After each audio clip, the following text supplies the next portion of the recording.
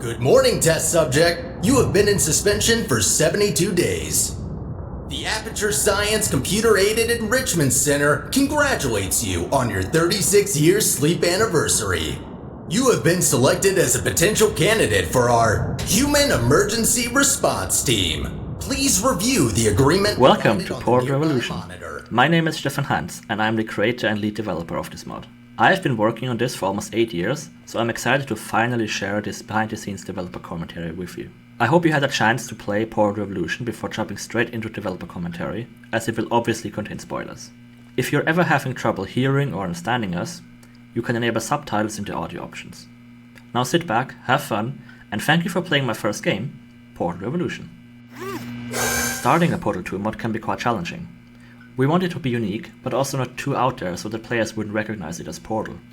Early iterations featured a test chamber vault just like in Portal 1, but we felt this was too derivative. The container ride we ended up with is very reminiscent of Portal 2, but has a few twists. In Portal 2, the ride is highly dynamic and epic, whereas here it is rather uneventful and more subtle in its world building. We wanted to show the player the state of our world right off the bat. The slow ride in a dimly lit Aperture facility shows that we're in a low power environment that is still largely functional. The facility still operates as intended, just another human being dragged out of the cold storage vault and sent to the test chambers to die. Most of our custom in-game videos were created entirely in the free software Blender, which we also used for all of our 3D assets as well as some textures. As modders, we like Blender not only because it's free, but also because of the awesome community surrounding it. Source Engine uses custom file formats for its models and materials, which can be tricky and cumbersome to deal with. There are plenty of Blender add-ons available, all made by other modders, which make it trivially easy to import and export Source Engine formats. We also created our own Blender tools, like to create pre-rendered physics simulations and achievement icons. The Swiss Army knife of a program came in so handy and so many times. Thank you, Blender Foundation, you're awesome. Early playtesters often reported that they didn't know why they were solving test chambers. We thought in a Portal mod it would be obvious why you're solving puzzles, but the lack of a goal was still an issue. In the original Portal, players don't really have a goal spelled out to them either, but the mystery surrounding Aperture and GLaDOS is itself enough of a motivator. Players naturally ask, who is this robot voice? Why are all the observation rooms empty? What am I testing for? That worked for Portal, but not so much for a mod. This is where the Human Emergency Response Team comes into play. It is presented as some sort of elite crew of highly skilled test subjects, which the player tries to join through solving difficult and dangerous puzzles.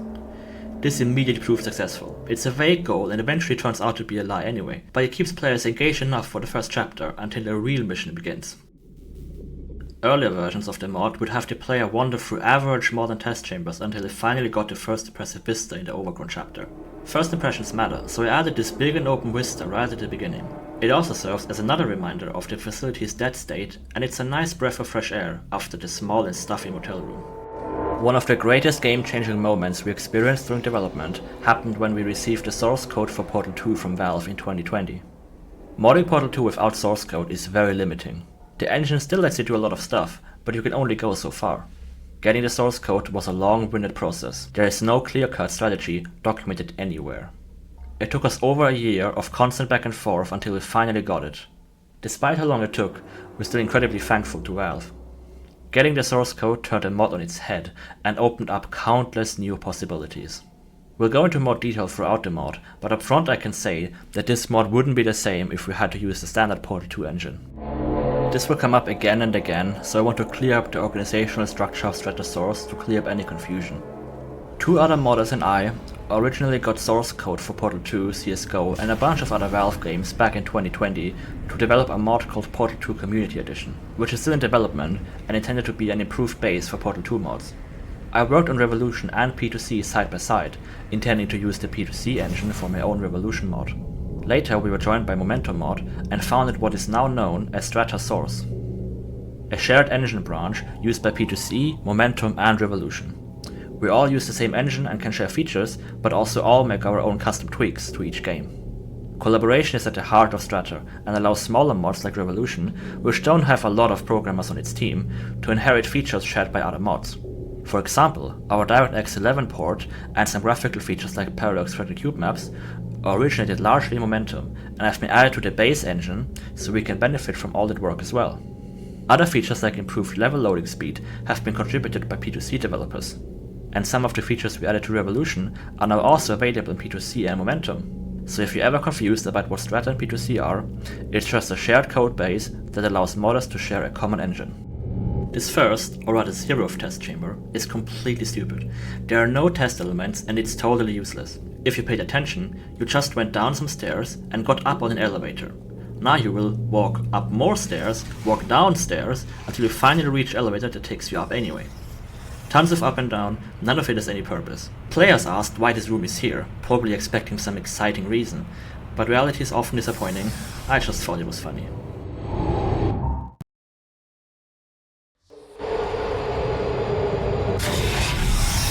Test subjects may experience symptoms of mental defects after long-term chemically induced hibernation. The brain damage analysis survey was originally added as a sort of parody to Overcooked 1 mods that reteach trivial mechanics like walking and pressing buttons.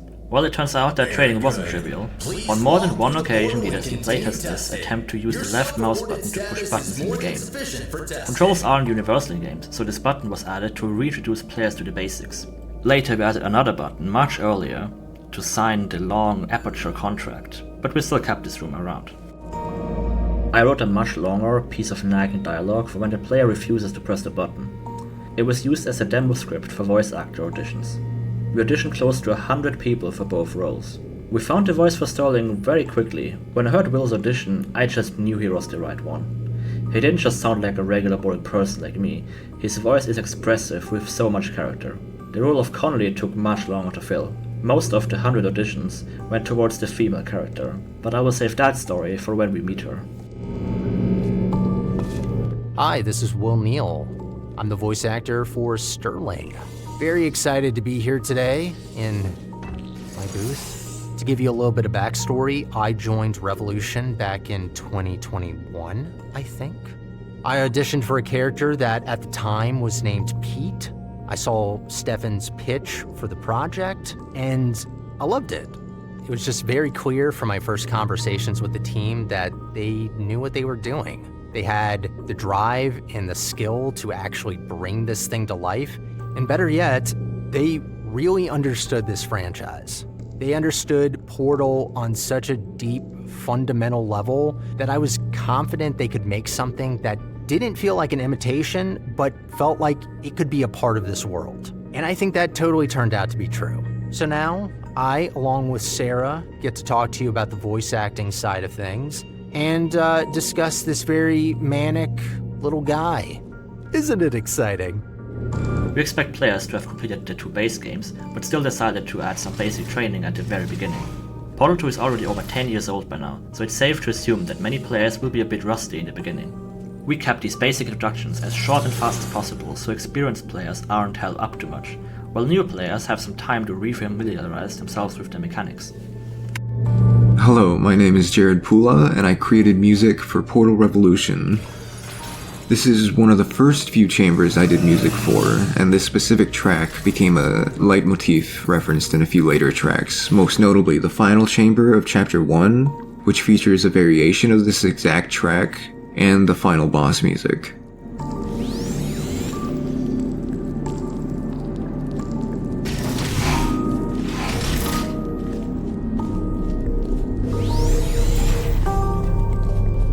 The design of this portal gun room is similar to the one in the original Portal, but in addition, it includes all of the training done in the subsequent chamber. Players need to use the orange portal as an exit and as an entrance at least 2 times, which helps to break players' habits of treating the static orange portal as only an exit. We wanted to redo all these basic trainings for reasons explained before, but subtly introduced it in the same space to not drag it out.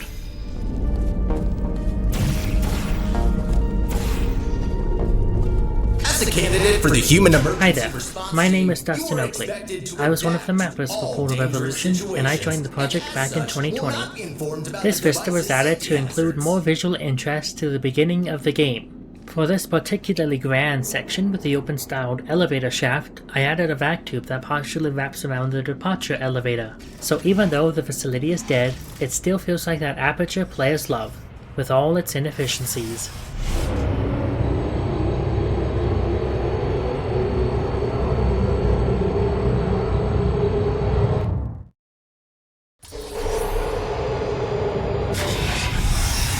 Your performance in the next test chamber will be timed to measure puzzle solving and execution. So this whole during introduction extreme wind segment and weather is conditions. technically our The rare introduction to case that wind and weather Sterling, conditions appear kind to be of. ordinary. He's like Please Santa stay Claus either right in the now. entrance We foyer can't until the see desired him, but conditions he is are watching met. us and judging us critically. I also want to mention the announcer voice. This is not me pretending to be an announcer. This is me pretending to be Sterling, pretending to be an announcer. My announcer voice is, great. It's very refined and subtle. This is what Sterling thinks an announcer is supposed to sound like. It's a little bombastic, but you know what? He's trying his best. This chamber is designed to resemble Chamber 9 from the original Portal, which we call the Impossible Chamber. While the layout is largely identical, the iconic hole above the fizzler is missing. As a consequence, players need to find an alternative solution and have to learn that pre-placed portals do not get destroyed when they walk through a fizzler. This solution in fact already works in the original chamber. We like putting new twists on concept from the base game. It's an effective way to get players to think about familiar mechanics in a new way and helps them to think outside the box. It also neatly summarizes Portal Illusion's general design philosophy. It's familiar, but slightly different, and lets you realize things about the base game that have been there all along. Detailing the large sections of Aperture's behind-the-scenes vistas takes a lot of time, and more often than not, making completely unique and original details isn't worth the effort. So in order to speed up the development process and save our sanity, we created decoration instances, which are little submaps you can copy and paste around your map to help speed up these repetitive detailing tasks. Sometimes the same instance could be used multiple times next to each other, and simply rotating it to show a different side helped make that less obvious. Portal 1 and 2 both start by giving the player a blue-only portal gun. It's only ever used as an introduction, and the puzzles never become difficult. We call these mono-portal puzzles. Other mods, like Blue Portals, already explored mono-portals, but no major Portal 2 mod ever did. We saw and took this opportunity to spend a lot more time with mono-portals. The main difference with them, besides the inability to remove the orange portal, is that the orange portal never gets destroyed when you walk through a fizzler. This makes fizzlers way more interesting and powerful, since it now acts as only a partial boundary. We needed to teach and reinforce this behavior as early as possible, which is what this map is built to do. This line about a timed chamber is a nod to the speedrunning community. Portal speedruns are crazy and fascinating, turning the game into a puzzle on top of the actual puzzles. The line at the end reveals that you're the first human to run through Sterling's testing track, integrating subtle exposition into a speedrunning community tribute.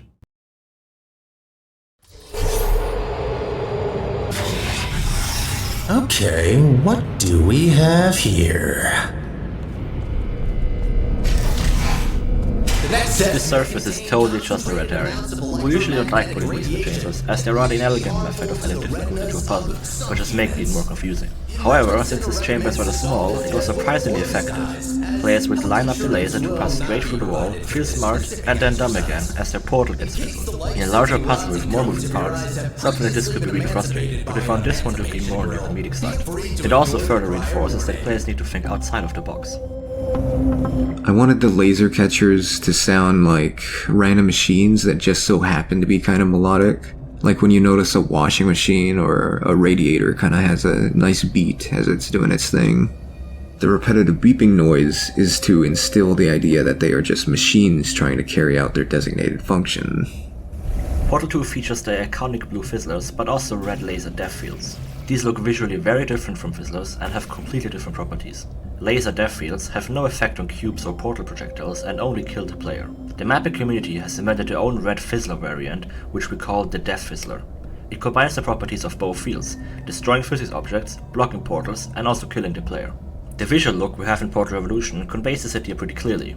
However, another popular Portal 2 mod took the visual design of death fizzlers and applied it to their laser death fields.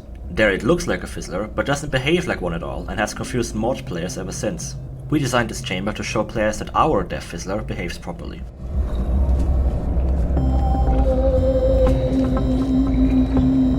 I think this might have been the first chamber where I did some dynamic music stuff. The laser catcher, and main track are the same BPM and will all sync up if they're all playing at once.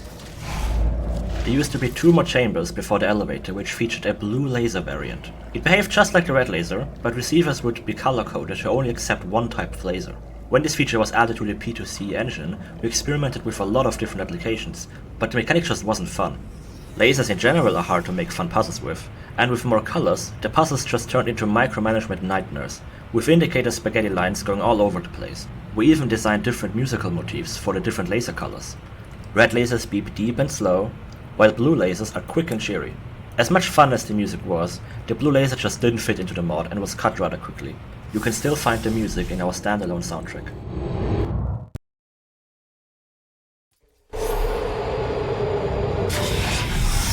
Before starting with the next test chamber, we would like to remind you that, so far, no experiment... This isn't really critical information here. I would just like to point out that I read this line about weighted storage cubes so many times. It is forever ingrained in my head and occasionally haunts my dreams. I like to think that I got it right on the first take and Stefan just wanted to torture me that day. And the worst part about it is I still don't know what the line means. The source engine loads all level data into memory at once and requires loading screens to transition to the next level. So a question you will eventually have to answer is when to place a loading screen. Portal 2 maps are typically very short, often featuring only 1 test chamber per map. This is no problem for large chambers that take time to solve, but Portal 2 is sometimes criticized for having very frequent loading screens. If you increase the size of each map, you end up with less loading screens, but each one will take longer and the game will use up more memory.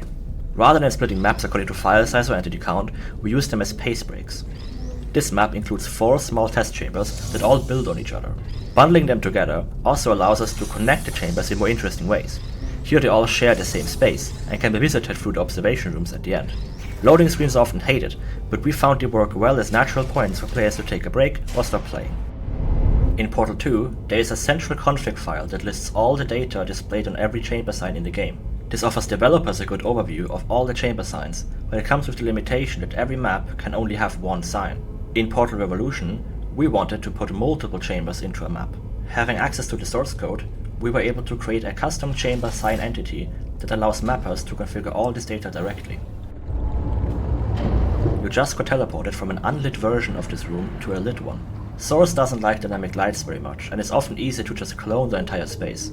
This teleport was added late in development, when we were going over Act 1 to add some life. The interconnected nature of the space didn't make that easy, which is why you actually got teleported twice. The copy in the interconnected space is always the lit version, with the unlit version off to the side.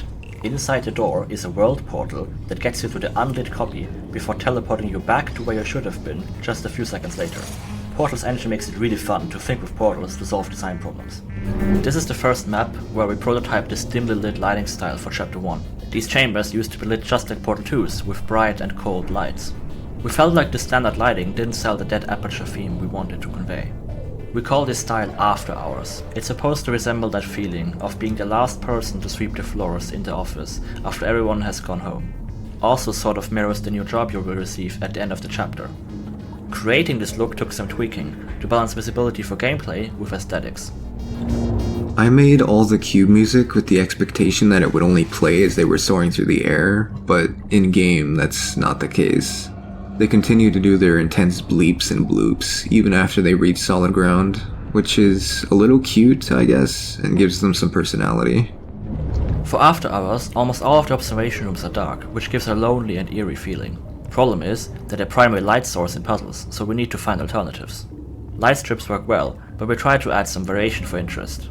We like to use electrical equipment in the behind-the-scenes areas as light sources. They can also be used to add a nice splash of color, which the normal test chamber lights aren't suitable for. The Glass Touch achievement came about after we added the sign here, which was just decoration at the time. Playtesters always love to touch it as soon and as often as possible. Whenever we see players do stuff like that, it's a great candidate for an achievement. So we found some more spots to put the glass, which get more difficult and obscure to touch every time. They're always easy to see, the question is how to touch it. We also wanted to add a reaction line from Sterling, but didn't find the time to record it. Source uses cube maps to simulate reflections, but they always had one massive flaw. They appeared to move with the player's camera. Strata added support for parallax correction on cube maps, which allows mappers to define a boxy shape for a cube map to stick to. When configured properly, the reflections can look pretty realistic, as can be seen on these light strips. As you move around, the reflection continues to look accurate. We updated a lot of Portal 2 materials to make use of proper cube maps, since many seem to always reflect a solid white texture, presumably to conserve VRAM. Getting this to look right in all lighting environments proved difficult and didn't turn out exactly how we hoped, but here it looks pretty good. Not bad.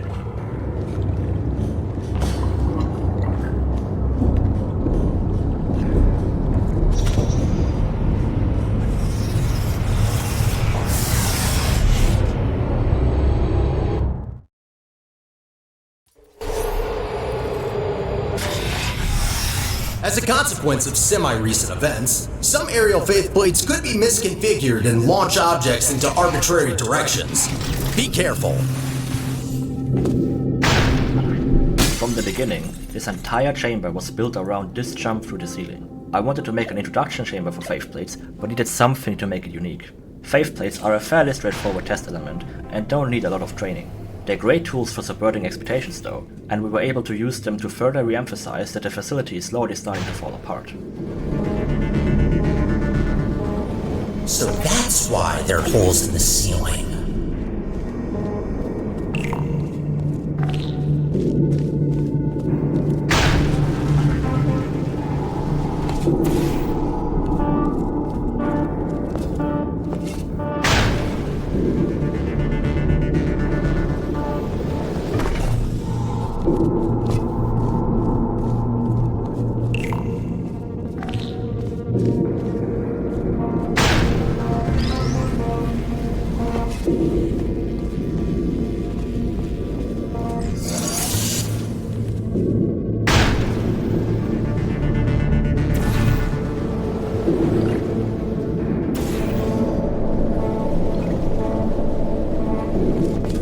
In this chamber, the player needs to use the floor-mounted portal spawner to preserve momentum for flinging, which I call a buffered fling.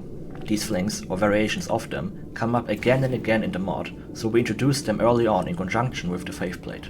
Getting momentum isn't the hard part. The puzzle is about preserving that momentum, to get yourself or a physics object to where you need it.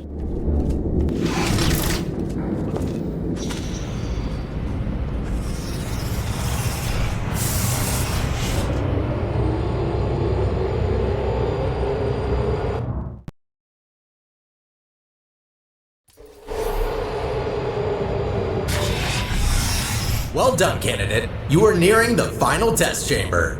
Solving this last chamber and completing the testing track will grant you membership into the Aperture Science Human Emergency Response Team. These two final chambers were meant to be much harder than the previous ones, but still interesting and fair.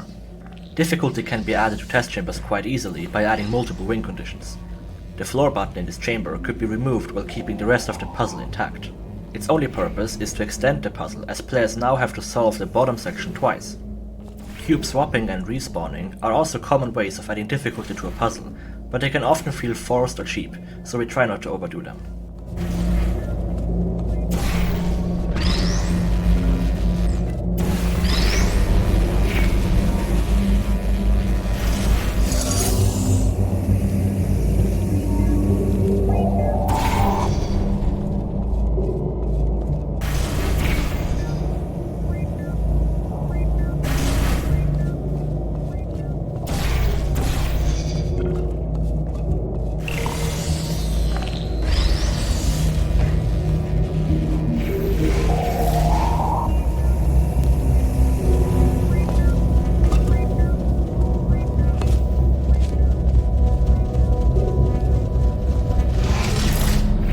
Little changes in level layout can make quite a difference in how the world feels. This foyer could have been built without glass, but they never pass on a chance to connect multiple areas together. Seeing where you will go or have already been is a powerful tool that makes the world feel just that little bit more open and interconnected. The game isn't just a series of corridors, but a cohesive, connected place. In this chamber, we hear the melody from the first test chamber again, but at a slightly lower pitch. I don't remember my exact thought process on why I reused the melody here.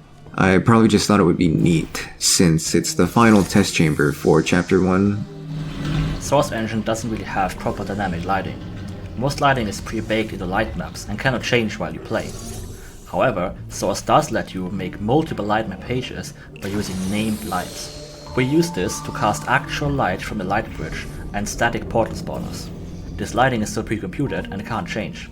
The map compiler pre-computes all permutations of the light's on and off state and interpolates between them to create a fade effect.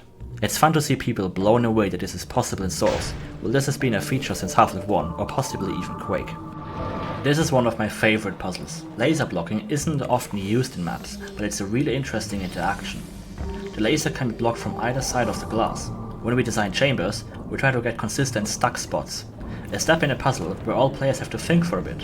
Getting 100% success on a stuck spot is pretty much impossible, but this chamber has been very consistent throughout playtesting.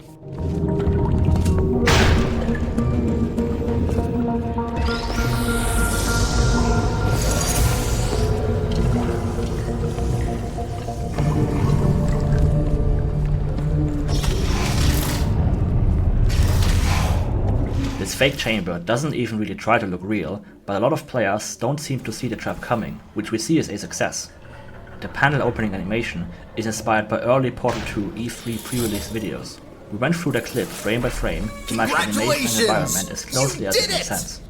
Okay, sorry for now the here's surprise. our official Current testing protocol introduction to demands I Sterling. dispose of all test subjects, We did a so lot I of had takes to intervene of this before segment, you were not just because we had to introduce his character, I'll be honest with but you also now. we had There to is tease no the After stakes Science without Human Emergency giving some Response giant Team. info I made it dump up. on the players, Sorry which for took a while lying to to you. balance out, Before I especially can as the explain story why was I brought you changing here, over time. we need to I think get you this is actually registered the as an first piece Aperture of employee. animation I ever saw We don't from want security Stefan systems putting to my hunt you voice down to after character, all. which The was super Guardian and cool. intrusion As system long as I doesn't was on like it, it when was test always the subjects plan escape the to fly through chambers. the wall and There's a land in security this checkpoint little surprise nearby. party that he's Follow throwing me. for you, which is adorable.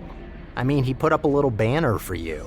He hangs decorations better than I do. And I have hands. Sterling's introduction has changed a lot over time. We always knew we would add a surprise, but the gameplay here has been adjusted a lot. His dialogue needed to be short enough for players to not lose attention, while he also had to deliver a lot of exposition. He surprised you and you're done with the tests. Dark in here, The isn't human it? emergency response team was a checkpoint lie, is right but the there. testing wasn't for nothing and it does have a purpose for you. And if that wasn't enough, we throw the stuff about authorization on top. We were not sure if players would be attentive enough to listen and understand everything he said. This space is very open and offers many distractions. We streamlined the geometry over time, reducing the amount of exits and visual clutter, and players seem to respect his first appearance enough to actually listen to him. We also added far more detail to his facial animation than we usually do to honor his first appearance, which seems to help to keep players' attention. The authorization gameplay was first added so Maybe players you would can spend get some through more this time with stationary Sterling portal when they first emitter. meet him. Back then, players wouldn't get hired as employees, they would just get added to a general list of authorized people. We felt this was a little abstract, and we didn't intend to use the authorization gameplay in later levels. A playtester then said, "Oh cool, we're getting hired at Aperture." We liked the idea, so we wrote it in. It feels a lot cooler and much more natural. Now that we decided you would become an Aperture employee, we had to come up with a job for the player to do. We thought it would have to be a low-level position without any requirements. There it is. Something Sterling could hire anyone for. The with no controls need are for extra manual, so verification. I can't At the time, help you. I worked at a place where I had to Got a take clue? over some of the janitorial duties when our usual janitor was out sick, so this felt like a natural fit. If you don't press the button, Sterling will keep saying So lines, you have to which we stand call in the nags. scanner to get We registered. went a bit further and even Any added plan branching how? dialogue and some interactive elements. We wanted to add more of this stuff later, but didn't find opportunities or the time to really delve this deep again. Sadly, most players never see this, so Maybe give it a that shot and portal look what can Sterling help does again. if you refuse to press the button.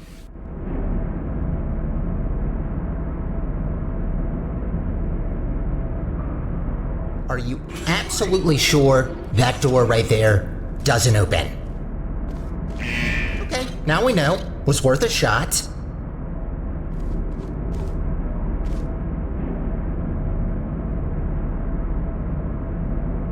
Well, here's an idea. Maybe you can try and squeeze through that counter right there? Or are you too voluminous for that?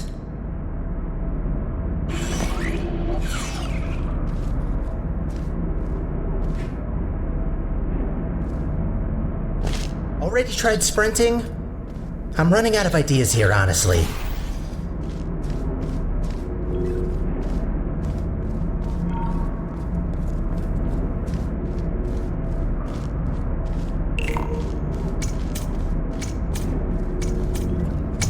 During playtests, one of the main questions we got was about the name of Sterling. It was never revealed at the time. I think that While did I the didn't trick. think it was that important, Good. I can now we wanted to register find a you as natural our way new for him to tell his janitor. name. Welcome The to robots in Aperture. Aperture never You say can each call other's me name. Sterling. I'm the Laze just facilities calls manager Wheatley and your new Wheatley just calls supervisor. her. We only ever hear Wheatley say his own name once in the game. Okay, we have no Tiny time to little lose. Wheatley Right this did way. this. At the same time, we thought about making Sterling the head janitor and your boss. Well He could then done. formally introduce Not himself as your everyone boss, gets this where it felt position, natural you for him to know? mention his name. You should be proud. During an internship, I visited a little data center where I saw a huge pile of hard drives next to a dedicated hard drive shredder. I mean, yeah, it makes sense, but I still found it pretty funny. Same day, I asked my modeler if he could make it, and here it is.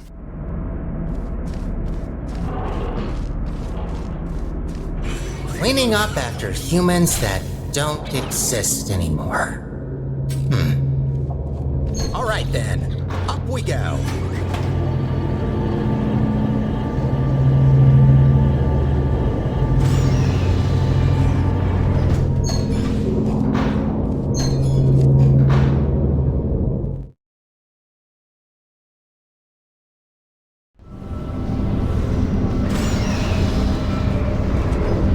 Sterling's mission changed. Probably noticed by now that the facility isn't in great shape. It's a long story, so I'll cut it short. The central core in charge of maintaining the facility has been put out of commission. I tried to look after the place in her absence, but I don't have the tools. Good news though, I found better tools. A device capable of repairing the whole enrichment center. Only problem is that only a human can turn it on, so I hoped maybe you could fill in that role for me. If he can't Life clean of up every human in Aperture core on his in the own, facility is at he's the risk only one if we don't stop the collapse. Voila.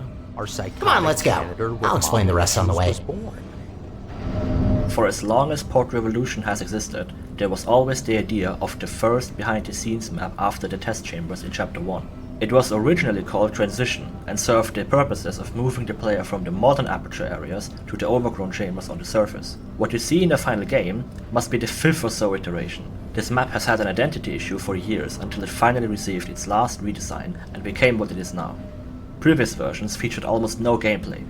You would just walk along generic, uninspired office spaces with no clear direction. This final version is the culmination of multiple disconnected ideas that never found a home until now.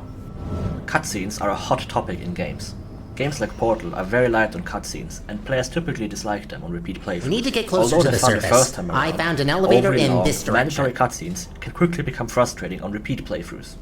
We want to respect the player's time and try to avoid mandatory cutscenes as much as possible. However, there were still times where we had to ensure the player listens to crucial plot details. In those cases, we like to add little details for the players to look at, like the signs on these walls. I love putting little personal bits and pieces into the environments. The background on this poster is a photo I took of islands in Croatia. The monitors next to it are a reference to the internship I mentioned in the last map. I guess I was quicker than I expected when I did my month of programming work in 3 days. For the rest of the month, I was asked to set up dozens of monitors, which filled the hallway stacked on the boxes just like this. Lesson learned, I guess. Don't overperform in corporate environments or you'll just get more work. To emphasize the feeling of exploring areas you are not meant to see, we move players through vents in other areas that are normally not built for humans to traverse. There is no convenient and straight path to the exit. This also helps Up ahead to further is the sell turret death disposal decaying facility. state of the enrichment Since they're all center and defective, keeps they players more shouldn't engaged be able than a to direct hurt you, hallway. but One of the new graphical features we added is a custom implementation of ray-marked volumetric lighting, as can be seen on the light shafts coming out of these fans. Source Engine already has support for faking volumetric lighting by placing semi-transparent sprites. However, these cheats don't support real-time shadows, so we looked for other methods. Ray marching seemed like a good fit, as it is the most common technique used in modern games. Getting it to work in our custom engine branch, though, was extremely difficult, taking over a year of working on and off on the feature. As always, portals complicate everything, leading to months of dealing with stencil buffer and render texture related issues. Towards the end of Revolution's development, it was looking like it wouldn't make it in, but we were still able to add it to a few scenes throughout the mod. For the anniversary update, we made a number of improvements in terms of visuals and performance. While this vista was largely created in one go, it required a lot of little tweaks to have the impact we were looking for. Players would enter the area at the left end of the hallway, with a pillar blocking line of sight of the fan. Players would regularly immediately turn right, walk towards the exit, which was open at the time, and never even notice the large fan vista. We added some holes to the truss, which are still there now, but this didn't solve the issue. Moving the entrance door to a more central location helped, but players would often still immediately leave the room. See you have a family. We wanted players to appreciate the view and notice the large fan, which becomes more important later. Oh no. Eventually, we gave in and locked the door and gave Sterling some time. I asked that. I'm so sorry.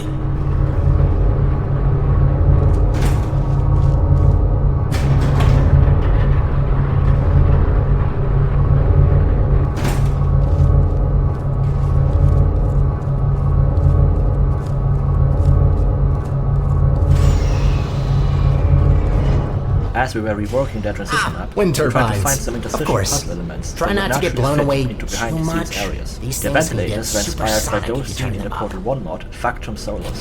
Ventilators seemed like a natural fit for behind the scenes, and while they're not super complex and don't interact with portals, they were good enough to use 1 or 2 times as a pace break. We like to use interstitial elements like these to add variety.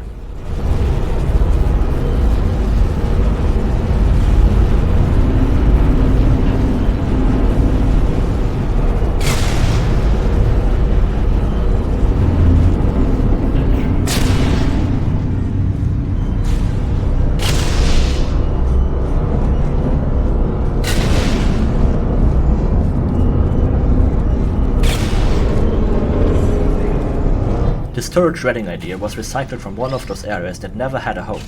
It was originally placed towards the second half of the game. We like to bring back some of the lesser used elements from the original game, shredders being one of them.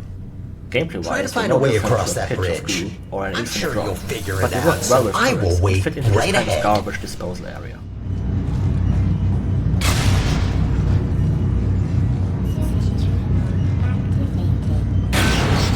This destruction sequence uses a pre-baked physics animation, which we created in Blender. During development, we found the game to be way too static for our taste. Building animations and scenes like this is not a walk in the park in Source. Every time you want to test it, you have to open the game, load the map, skip to the section you're building while not skipping any triggers, and watch the whole scene from beginning to end. Iterating this way is a chore. Valve sometimes use VScript to trigger events instead of map logic, which allows them to specify the timings without having to recompile. Yeah, we didn't do that. Oh well, maybe next time.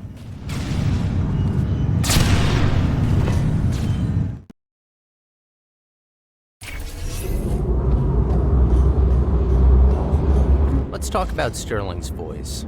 You can probably tell from this very charming commentary that his voice is a little bit goofier than my own, but if I get worked up, you'll start to hear it kind of creep through a little bit. Sorry. Stefan wanted me to mention that earlier versions of the voice were even higher pitched. I might have blocked that from memory because I just don't see how that's possible. If that's true, then my audition must have sounded like Elmo. But there is a reason for the voice, because I like to think of him as a kid. There's this immaturity to him, especially when he doesn't get his way. He's basically this pet project that was thrown into a Core's robot body. He's playing all of these different roles at Aperture and he doesn't know how to do any of them. He's just playing pretend until his mom comes back from the parking lot. For the behind the scenes, in between test chamber sections, I made the music a bit more ominous and drony, like the player is seeing something they're not really supposed to see. Later on, I start to play around with more metallic samples, as if the exposed machinery is also a part of the music. Act 1 and 3 both play in modern, cleanish aperture, so we wanted to somehow distinguish the art styles. We ended up making Act 1 orange and Act 3 blue. We liked Aperture's more orange theme in Portal 1 and incorporated those elements even more visibly here. Orange carpet, orange desk dividers, orange wall art. If you take a screenshot, just based on colors alone, you can be pretty confident to say which part of the game it came from. The orange theme in the beginning also feels more homely and cozy, which is in contrast to the dark, cold and lonely feeling we wanted to convey for Act 3. One of these projectors was going to display a humorous set of slides, which would have covered the rising cost of desk lamps from an unknown thief. This inside joke spawned when one of the desks I detailed contained an overabundance of desk lamps. Soon coming to be known internally as Lamp Man, this mysterious employee would hoard hundreds of lamps and store them in the most nonsensical places.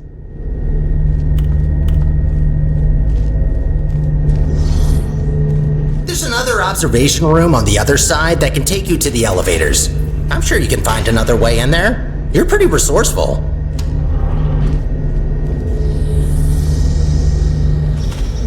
Bombs are used as another pace breaker element. Early on, we established clear rules about what can and cannot be broken.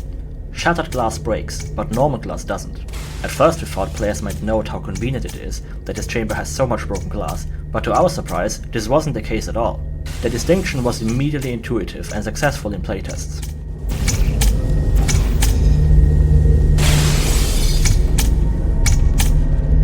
Also, try not to die. I'm tired of mopping up human blood. That red never gets out.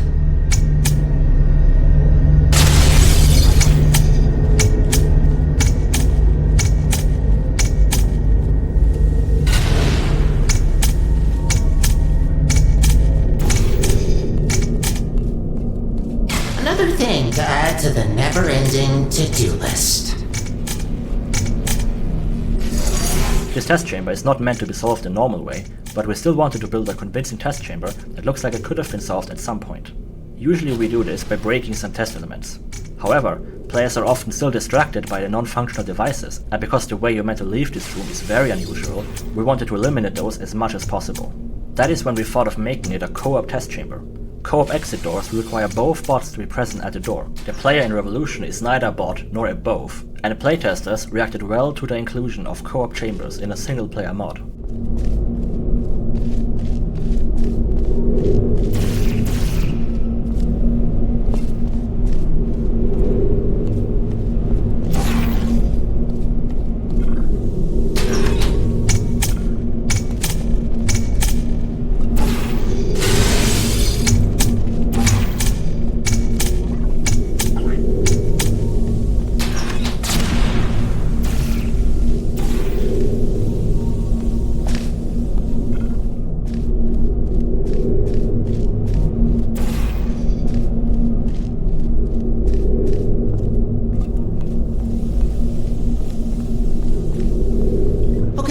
You finally found the exit. Those bombs are a menace.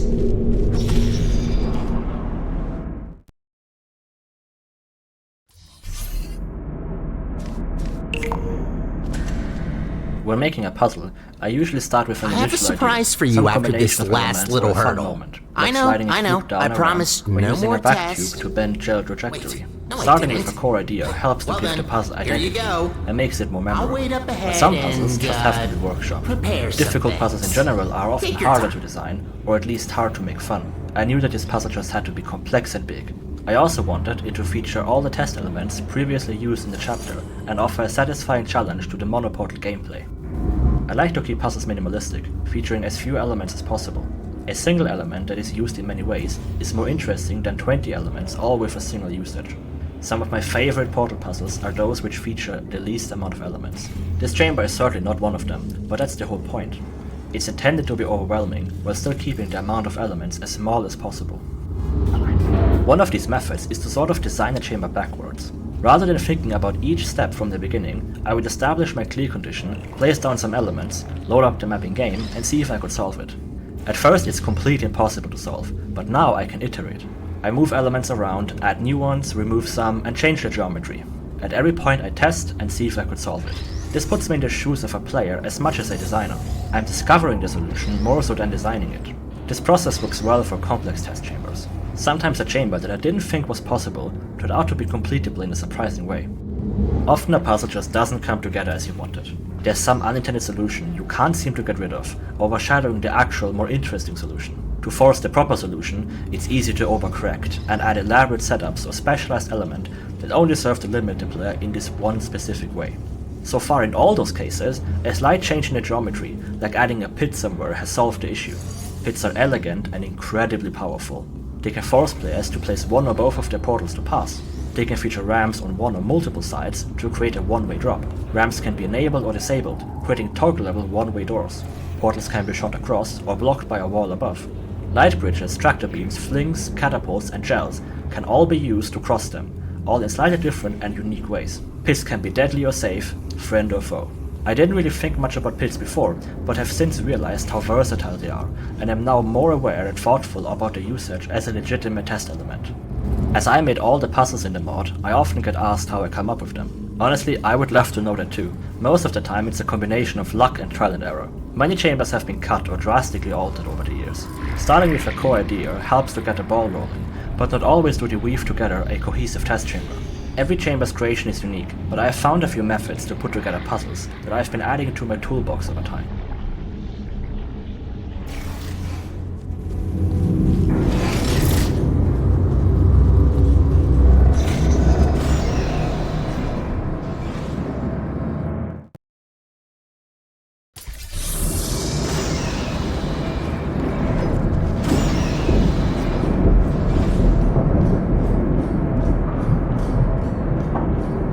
The elevator ride originally ended with an overgrown vista.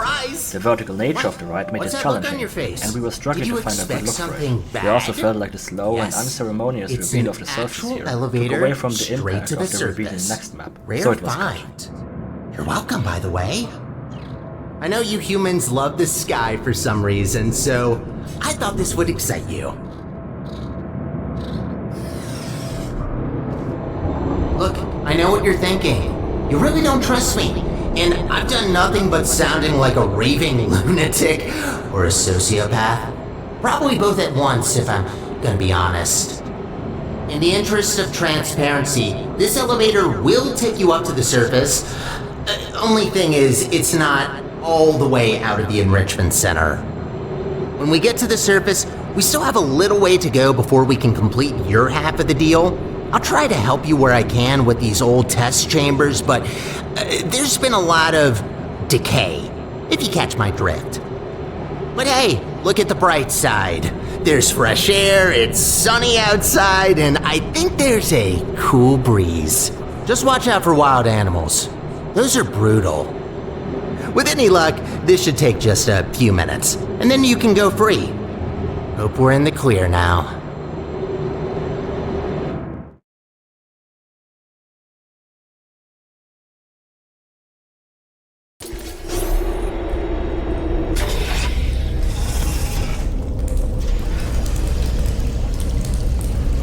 Pacing is really difficult in games, because you're pacing multiple elements at once, story and gameplay.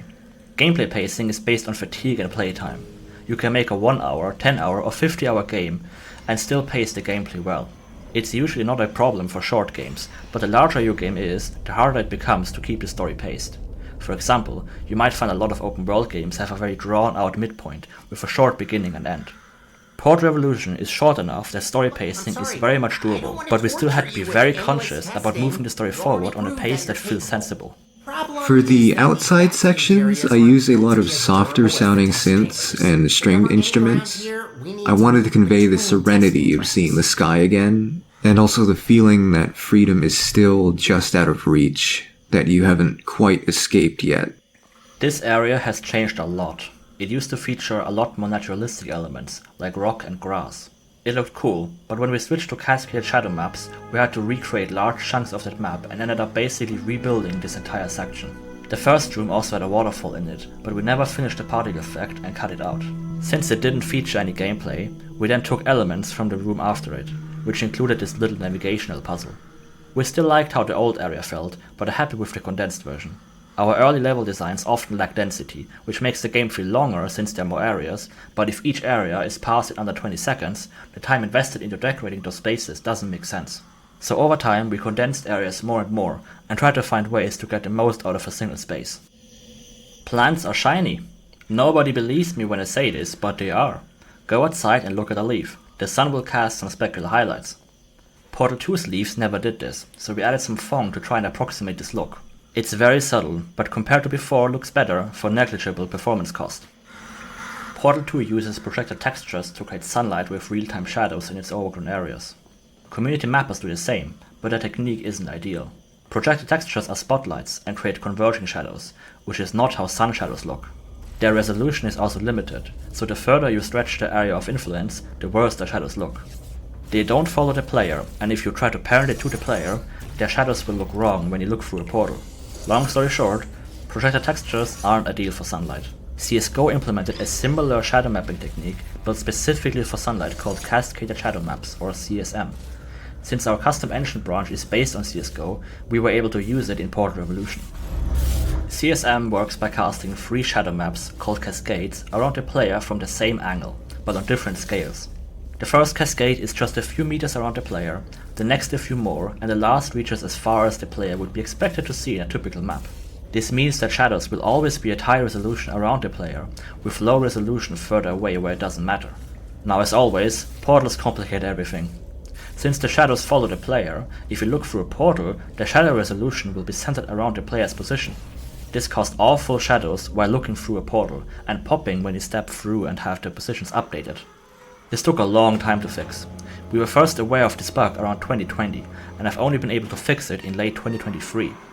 We needed to add an additional 3 cascades, centered around the position of the camera behind the portal from where the portal view is being rendered. I'm sure there are many ways to further optimize this, since this technique now needs to render twice as many shadow maps, but we are happy to have finally fixed this issue that has been bugging us for years.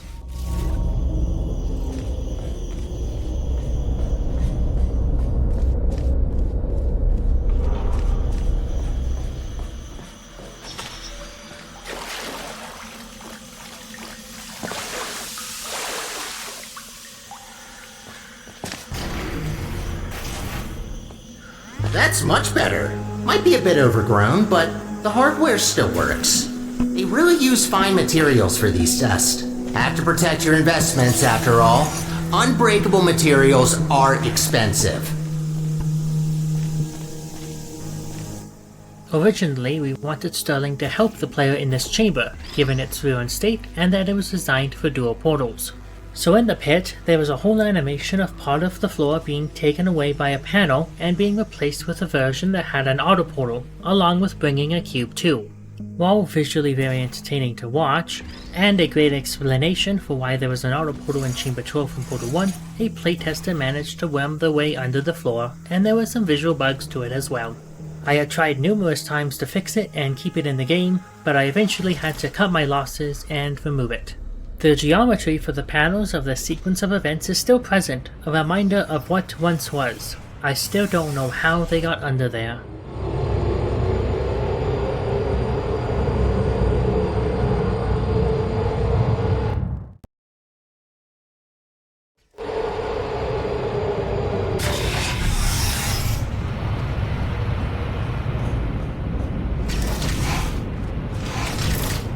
Act 2 starts rather slowly. It is built to center around momentum and flinging.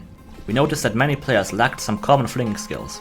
It's not used as much in Portal 2 and Portal Revolution up until this point, so to remind players that flings exist and are a necessary part of these tests, we added some little training chambers at the beginning of the chapter. Whoever did this was very thorough in their work.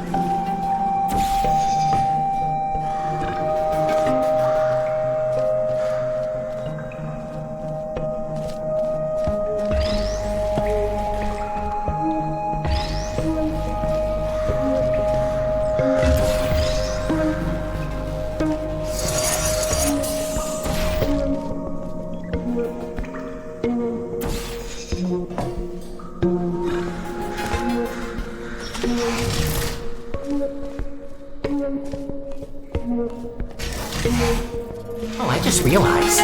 You don't even know how this all happened. Well, long ago, Aperture was run by a central core capable of monitoring and maintaining the whole facility. Certain tasks were outsourced to other cores, like me. Everything was great, you know? A true utopia. Until one human test subject, this little monster, just had to ruin our lives and killed her. And that's that. Most of my colleagues either went crazy, died, or disappeared. What else were we supposed to do if we can't fulfill our purpose?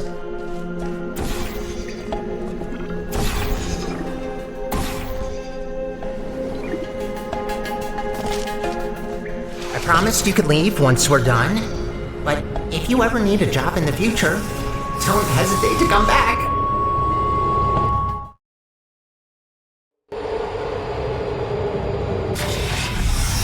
I'd rather say this before it's too late. Use the gels sparingly. The tanks aren't being refilled anymore, and what's left won't last forever. Once they're empty, we're gonna have a little problem. The gels are also highly corrosive and will eat through metal and skin given enough time. Might be good to know.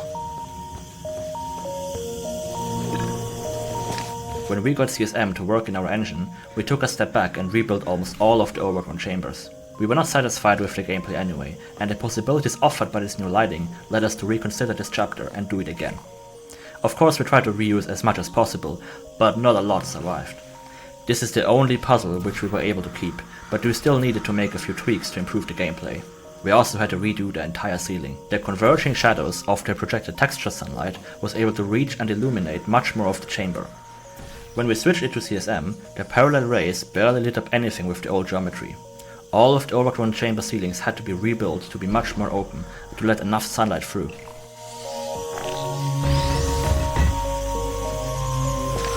This track is a remake of an old track from before I joined the project. The track was called Dihydrogen Monoxide and was made by Ella Ayar. She made a bunch of great tracks for the beta of Portal Revolution. I can't remember the exact count, but it was a lot. For this track, I just added in elements from the previous outside sections like the soft synths and kinda bouncy percussion. Other than that, I think it's structurally the same as the original beta track.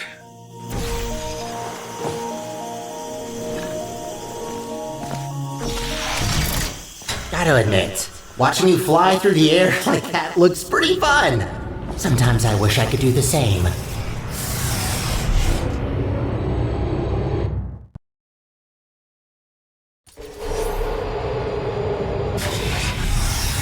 These tests were never designed to be exposed to the surface. We've not come across any toxic plants yet, but stay alert. The showers were originally an orange-tinted emancipation grill. Custom fizzlers are a cliché in portal mapping and pretty much universally disliked. Custom fizzlers often just serve as a clunky fix to a design issue or exploit. Most of the time, these could get fixed by moving around geometry or using grates and glass. We thought the paint theme was more solid than the usual "it's a fizzler, but you can shoot portals through it" custom fizzler idea, but we were still not happy. Eventually, we came up with the idea of a bunch of shower heads acting as a barrier for paint. This design is much stronger, and its function is immediately obvious to the player, which is not at all the case with the orange paint fizzler.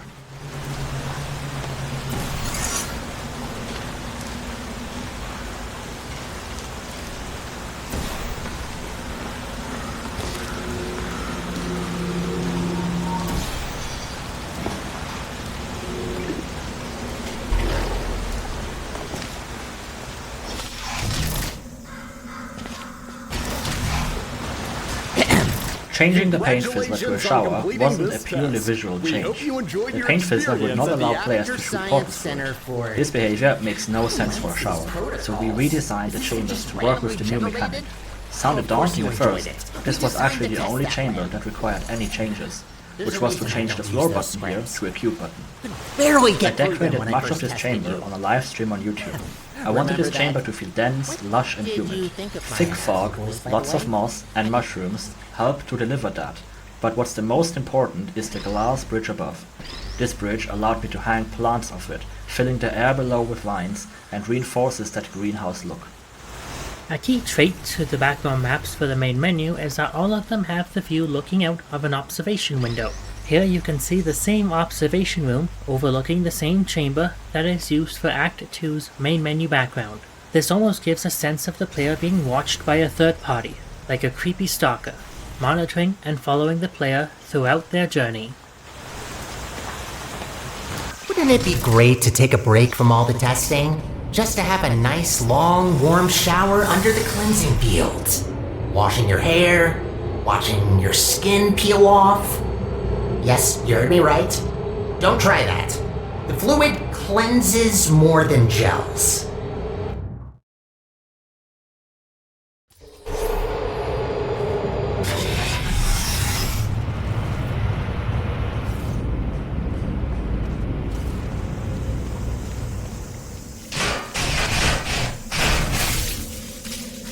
Ooh, looks like that door's broken. Maybe I can reroute you. Let me see. Ha-ha! Look at that! Glad these things still work. There aren't many working arm panels left here. I'd love to help you solve the puzzles. Portal 2 uses a purely white skybox in its overgrown maps, which in general are much more enclosed and don't feel like you're right at the surface. For Portal Revolution, we wanted to make full use of the CSM lighting and place it right at the surface. Nowhere is this more prevalent than here. To make this work, we needed a proper skybox with actual clouds. We tried to render our own, but then ended up using a free HDRI from Polyhaven called Clarence Midday, which includes full HDR color. The HDR color makes all the difference. Look through the vacuum tubes with their tinted glass above you, and notice how it accurately reduces the exposure like sunglasses would in real life. This track is another remake of a beta track by LIR. This track is called Sunlight, and it's probably my personal favorite of the beta tracks. It just perfectly gives off the feeling of basking in the sunlight after being cooped up in an underground facility for who knows how long. The main additions to this track that weren't present in the beta version are these very subtle robotic vocals that cut in every now and again. I added these vocals to add a ghostly feeling to the track, like the echoes of a time long past.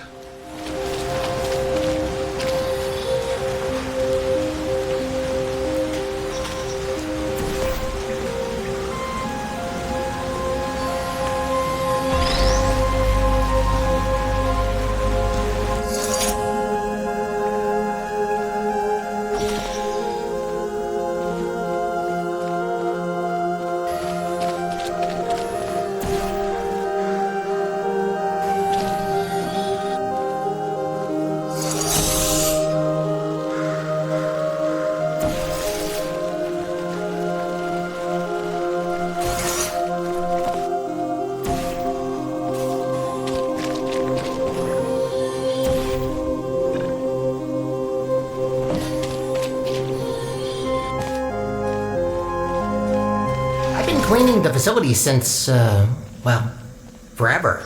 Just when you think you've seen all the ways one could injure themselves, some moron will make sure to prove you wrong.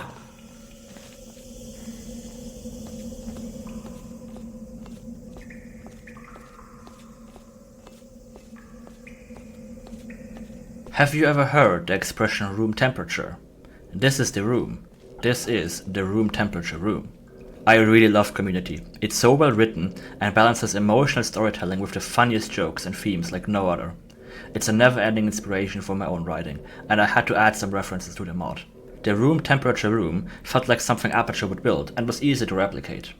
A lot of people find this room and have no idea what it is, which is a bit disappointing for me, but also hilarious how freaked out players are by this. To be fair, I did make it somewhat unnecessarily unsettling.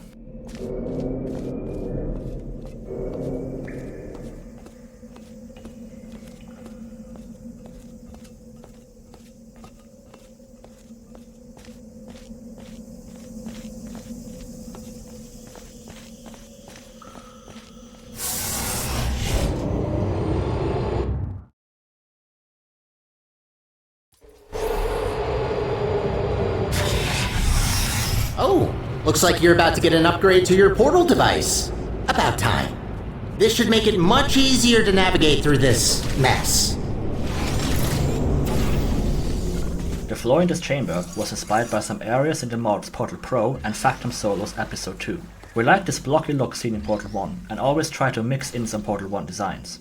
This acid pool was once filled, but has been drained, finally revealing what's underneath. Designing the water was a tough balance. Originally, this water was much murkier and browner, which players interpreted as being toxic. Making it too clear didn't deliver the look we wanted, and made it barely visible. Finding that perfect medium took some tweaking. While we want this floor to feel chaotic, we didn't want that experience for the traversal. Constantly jumping up and down blocks isn't fun in Portal. To address that, this middle pillar is completely clear of blocks and acts as a roundabout, a hub from which each of the destinations can be reached. From there, paths become more cluttered, but with one or two comfortable and obvious paths available. Through our playtesting, we also added more and more shortcuts and refined the paths. Wow, what a wreck. Hope that doesn't blow and... actually, try not to think about it. As long as you don't shake it, this planet might be fine.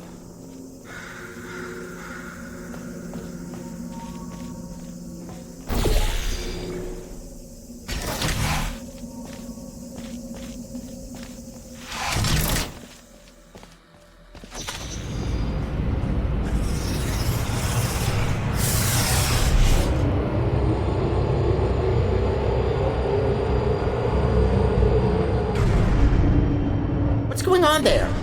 I can't see you from here.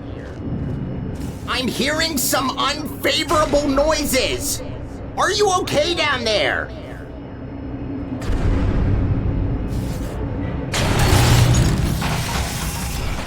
Try to find a test first we chamber. added this I detour can't just see to you convey the there. state of the facility, but it ended up solving some other issues in great ways. We wanted to include some destroyed chambers without skylight.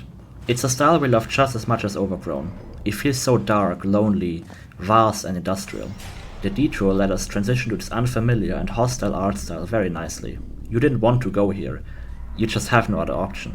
We also needed to transition the sun angle from noon to sunset, and these dark chambers helped to mask that. The detour also helped to make the distance you traveled from the beginning of Chapter 3 to the Spire more believable. In that vista, the Spire isn't that far away. The detour explains why we covered much more ground than would be needed if we could have a straight shot.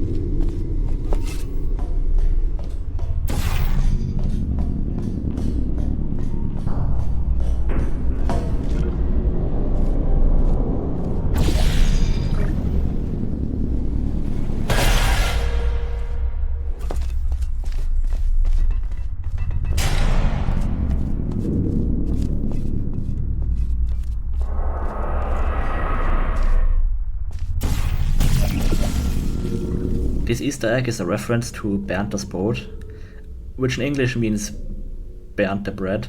It's a German grumpy puppet of a bread, seen on the Kika TV channel during after hours. He's stuck in an endless white void and gets teased by a computer voice in the sky, who moves him around using robotic arms. Sound familiar? Yeah, he's definitely stuck in Aperture. In one episode, the voice introduces himself as Weißbox Master Control Program, which as you can imagine means White Box Master Control Program. The Easter eggs in this mod are typically very obscure personal references. It's fun to see players dumbfounded when they get here and have no idea what it means. Some players seem to take offense when they don't understand the reference immediately. Well, sorry, but I want Easter eggs to actually mean something and not just be obvious regurgitated pop culture references.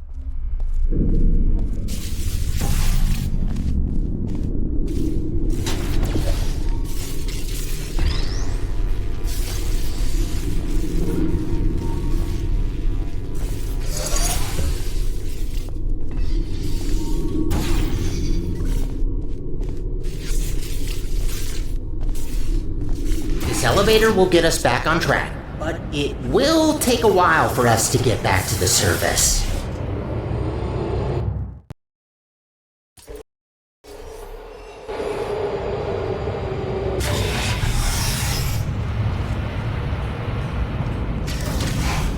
This little jump scare was inspired by a Portal 1 mod I playtested, which was never released. The setup was similar to this, with a turret pointing directly at the chamber sign, but I added a lot of subtle changes. The sign has been shot by the turrets, and the complementary blood deacons on the floor tell a very clear story. The turret's laser beam is off at first, only activating once the player jumps down. The small drop ensures that players can't peek the corner to see the turret or flee back to safety when the turret activates. The broken chamber sign was only added for aesthetic reasons at first, but it ended up playing into our cards for the turret jump scare. Many players stare at it as they fall down, turning their back to the turret, which makes their surprise ever more powerful. I wanted to make a broken test chamber sign for this map. I knew roughly what I wanted to look like, but I still tried to find reference. And I couldn't. First of all, what kind of display is this? It's certainly not CRT, but if you search for a broken screen, you'll just find a bunch of flickering CRT displays. It's a cool and creepy look, but those analog artifacts don't make sense for this huge screen. It looks more like an LCD or LED screen, but those don't break in very interesting ways. More often than not, they just turn black and have permanent pixel errors, and no cool flickering effect. I ended up layering a bunch of color stripes and black overlays to roughly imitate how those kinds of screens would usually break. What you see here is the first export straight out of Blender. The refractive glass in front carries a lot of weight. I also thought about animating it, but the static look was already cool enough. I saw that some speedrunners were trying to solve Portal Revolution with as few portals as possible. They could solve many chambers with no portals at all, and this room was the source of a lot of frustration since there's no way to get past. If you don't have a portal or physics options, there's not a lot of tricks you can do. I quietly updated the map and added this camera that pops off as soon as the wall moves, which gives them something to play with. I usually don't modify chambers to give speedrunners an advantage, the same way I try to stay out of the way by intentionally not fixing exploits. But adding this camera makes the chamber more interesting to me, not less. We wanted to give players an opportunity to play around with the new fully upgraded portal gun. This turret chamber isn't very hard, but it encourages players to be imaginative. The pacifist achievement then adds another challenge on top for the completionists. Come over here. I don't blame.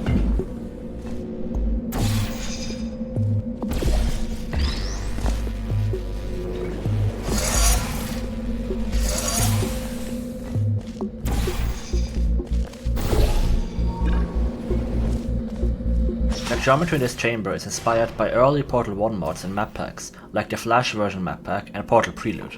Their maps often followed a bit of a 2D design, with stuff stacked on top of each other in a straight line. It's hard to describe. I modeled this bridge with the turrets above the glass after that style of mapping.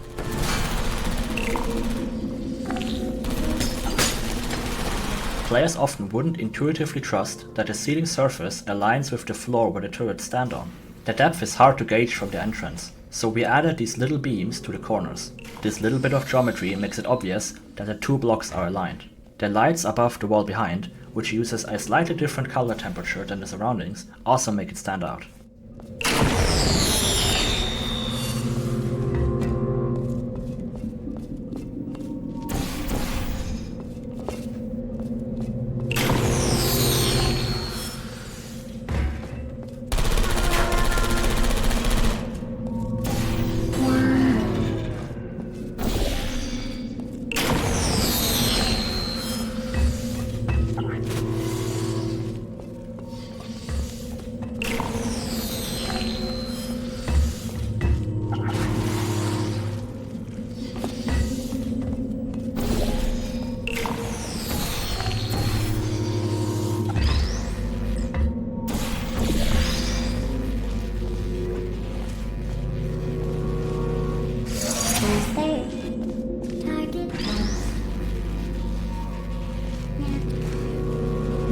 You know, the turrets do have feelings. There's no need to be so cruel to them.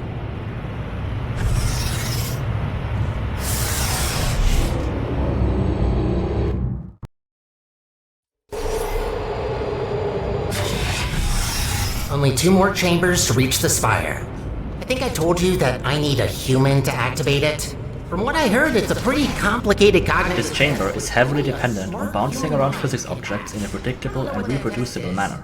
Here you can see all the invisible caterpillars added to achieve this. When everything works as intended, the ball doesn't even use the blue gel to reach its final destination. It is instead using a precise catapult that gets enabled when the surface underneath is painted. We also added a catapult to reliably bounce painted balls off the floor button. Without this, balls would often bounce straight up and then back down, enabling the tractor beam for a split second, which then cancels the player's momentum during the fling.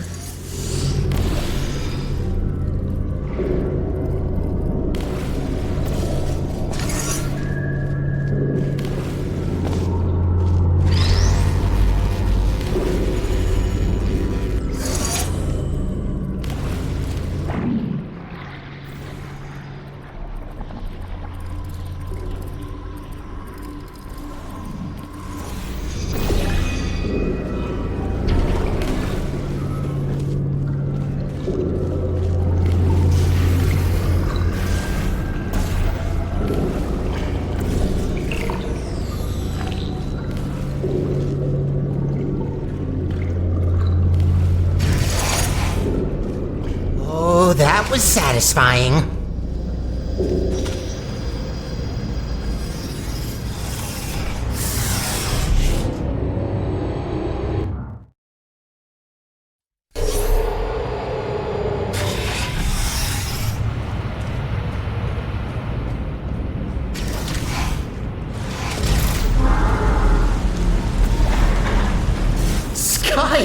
What should the difficulty curve of a Portal game be?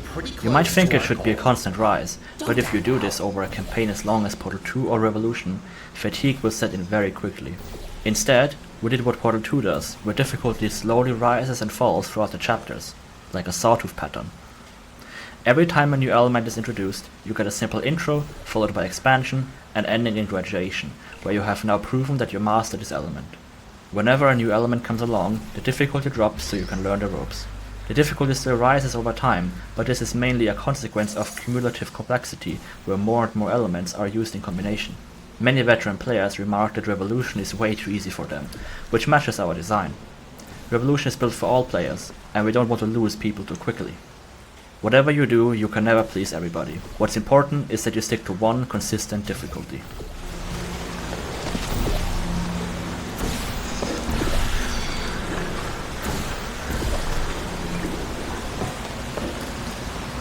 It's always refreshing to see chambers where the goal is to clean up the gels.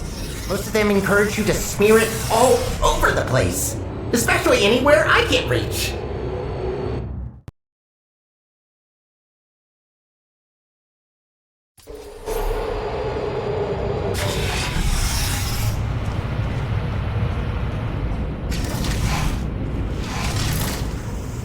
This room was originally used halfway through the Overgrown chapters, where the player would finally get the fully upgraded portal gun.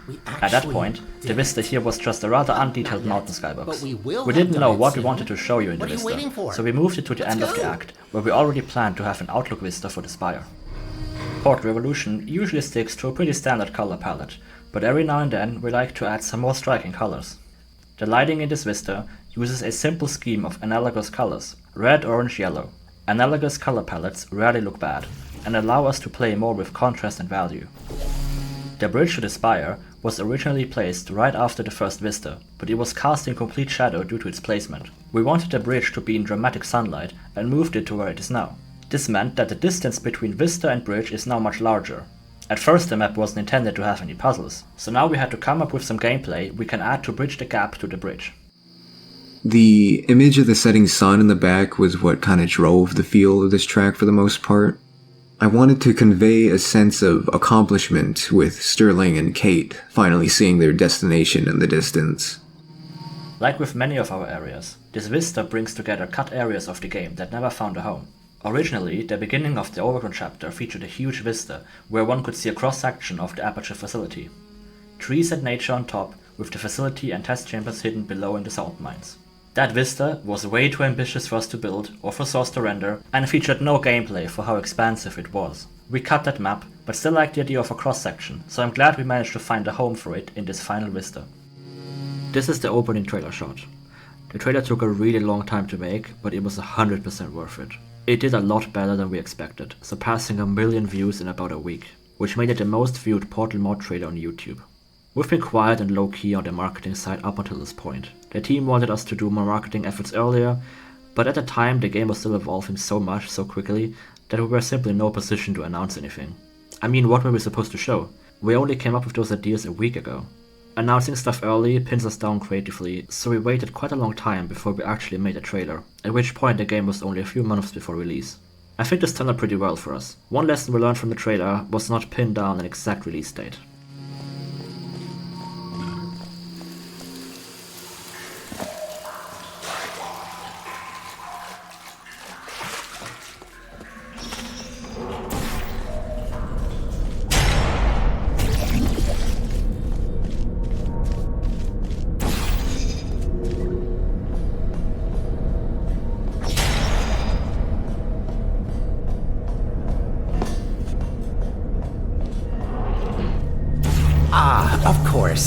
And so close to the finish line, another These power switches were a late addition to the game. When I got the idea, I didn't think there was enough time to add it in, but then I remembered that this map was lacking some connective tissue. Power switches served as a great pacebreaker element to the end of the chapter. Unfortunately, we didn't have enough time to playtest and iterate on this concept, and didn't realize how much potential it had. It seemed like a gimmick at first, but turns out to be quite the game changer.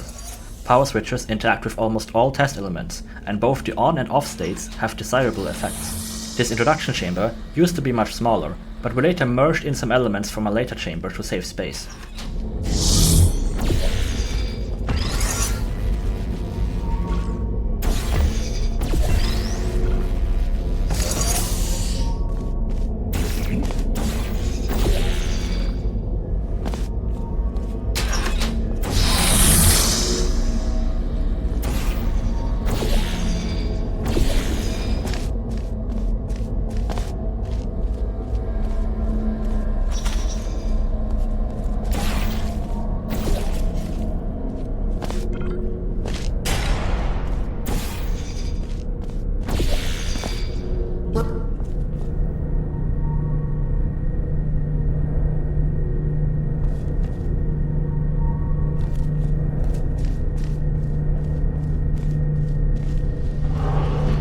The second vista was placed to remind players of the goal and their progress towards that goal. As you may have gathered by now, we like building connected spaces like this. Lighting this area was tricky. We needed enough sunlight from the right side of the spire to reach all the way here. So all the angles, spacing and positioning of the bridge, the spire, the walkway and shadow catching geometry had to be carefully placed. If this isn't the last The second power switch chamber went through a lot of iteration. During the design process, it's easy to get carried away or build overly complicated contraptions. This chamber originally featured 2 port-level platforms that would extend out of the water. You were supposed to use them to preserve the cube's momentum while the power is out, to then fling it through a deactivated Death Fizzler. The Death Fizzler, as well as the platforms, were only there to fix an unintended solution, where players could fling the cube from the catapult to the button straight away without using the power switch. All this extra complexity really detracted from the core mechanic of this chamber, which is to deactivate a catapult using the power switch. Turns out none of that was needed. All we had to do was add glass in front of the angled surface, and with that change, we could remove all of this garbage.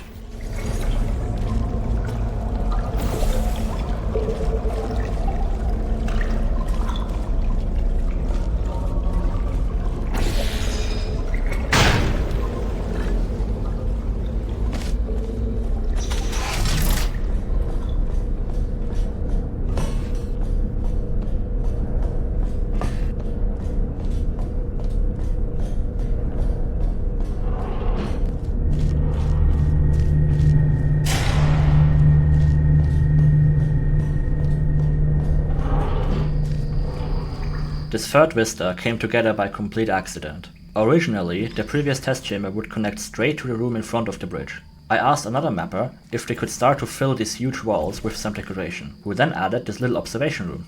It was not intended for gameplay and was sparsely decorated, but I liked how the lighting inside looked. We then rerouted the pathway to snake through here and added all the greenery needed to make this a nice and happy accident. The spire interior obviously has no way to fit inside this model. We experimented with different sizes for the spire, but anything close to realistic just looked way too comically large and would have required a lot of decoration work from us. We chose to cheat the transition using a world portal, and players didn't really seem to mind that in the next map the interior magically became 4 times larger than it is supposed to be.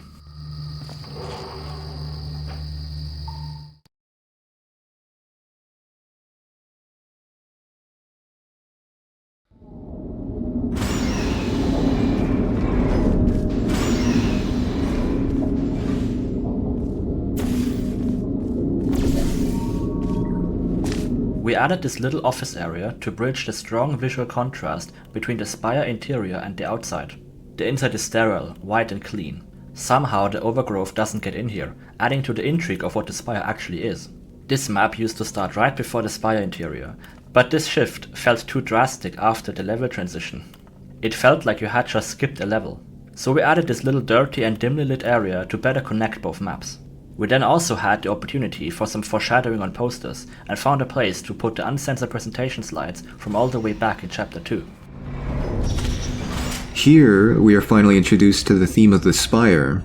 It is derived from the old Gregorian chant Dies Irae, or Day of Wrath, which is often used to represent some impending doom or death whenever it's used in film or TV. You can't super tell it's Dies Irae until the final boss, which is where I use it straight up and it goes like do do do do. For the spire, I also used big, bassy synths to give it this feeling of scale. The almost aquatic sounds underneath are there to give it this otherworldly feeling as well. The spire interior was inspired by a lot of different stuff. The metallic floor and wall tiles were inspired by the Narkina 5 prison in Star Wars Andor.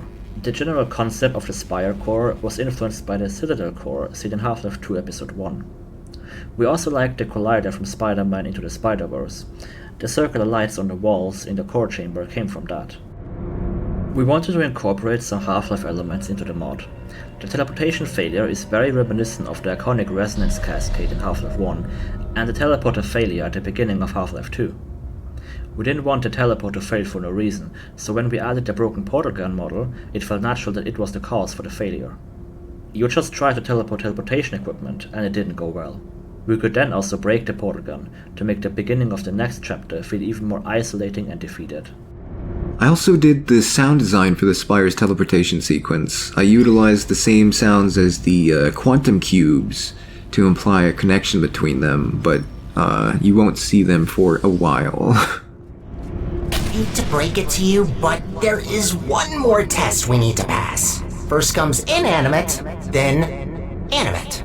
Please enter the specimen chamber. Alright, sorry, but to start with the test, you'll have to temporarily resign as janitor. No worries, I'll rehire you after the test, but I need a registered test subject to continue. Good, we're almost there. Thank you for doing this for us. Well, time to put an end to the collapse. Let's rebuild the central core. Oh, right. You probably know her as GLaDOS. It's about time we bring her back, don't you think? That monster spread her parts all over the facility, even the parking lot. No way in hell I could get her back together without this machine. Time to start the test. See you on the other side.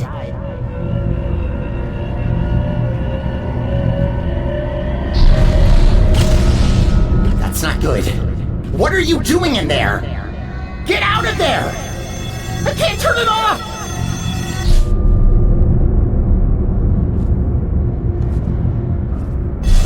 You're back. Thought I lost you.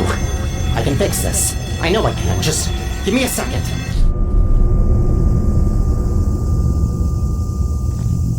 It actually worked. I almost fixed it. I'll try to get you out of this spaceship loop. Gotta be quick about this before you leave again. Get ready.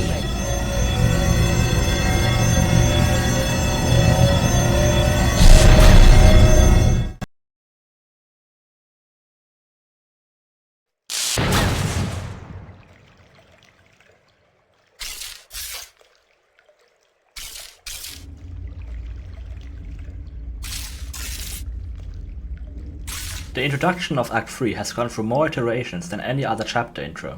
I knew what feelings I wanted to convey, but couldn't find the right notes to achieve it. I wanted the player to feel alone, lost and disoriented. At first you would find yourself in a dark office, slowly exploring until you find test chambers. There was a claustrophobic and dark cave to be explored with a flashlight. After a trip to Hallstatt, I was inspired to create an underground mining town. Eventually I combined all the previous ideas into one. Starting at the dark underground beach, at the edge of Aperture, you walk back into the Hornet's Nest, the technological nightmare that is Aperture. We like to imagine Aperture employees come to this beach for a sad makeshift vacation. Here we wanted to add an artificial sun and fake painted sky, but as is always the case in game development, deadlines are approaching and sacrifices have to be made. So all that's left of that vacation paradise are these 2 chairs and some beans. Sorry, employees.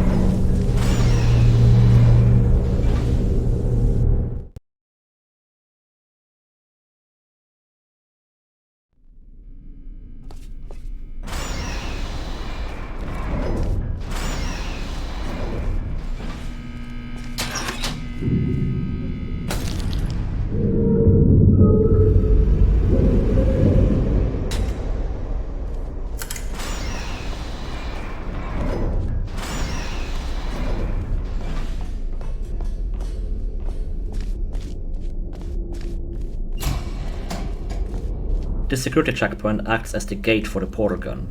The idea is that it's a checkpoint for employees and test subjects as they're moving from the 70s era offices to the new.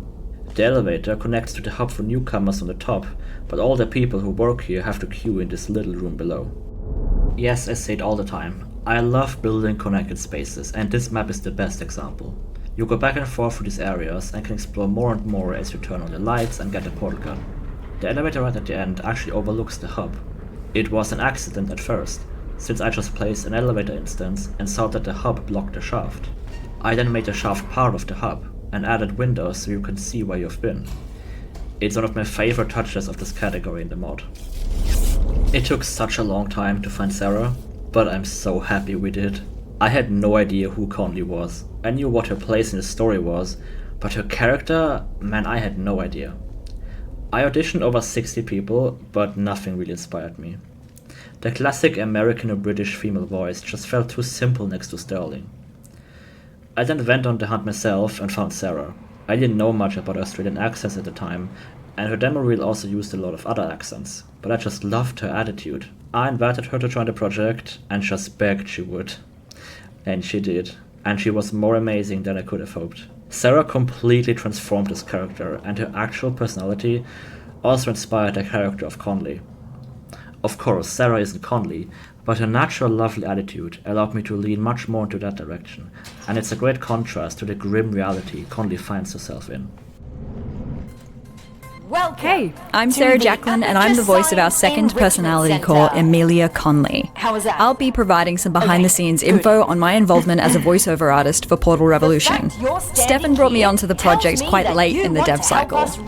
He had heard my reel on castingcall.com and shot me a message which I initially thought was fake. The project just seemed so cool, and it was for a series that I had played as a teenager and was just such a huge fan of.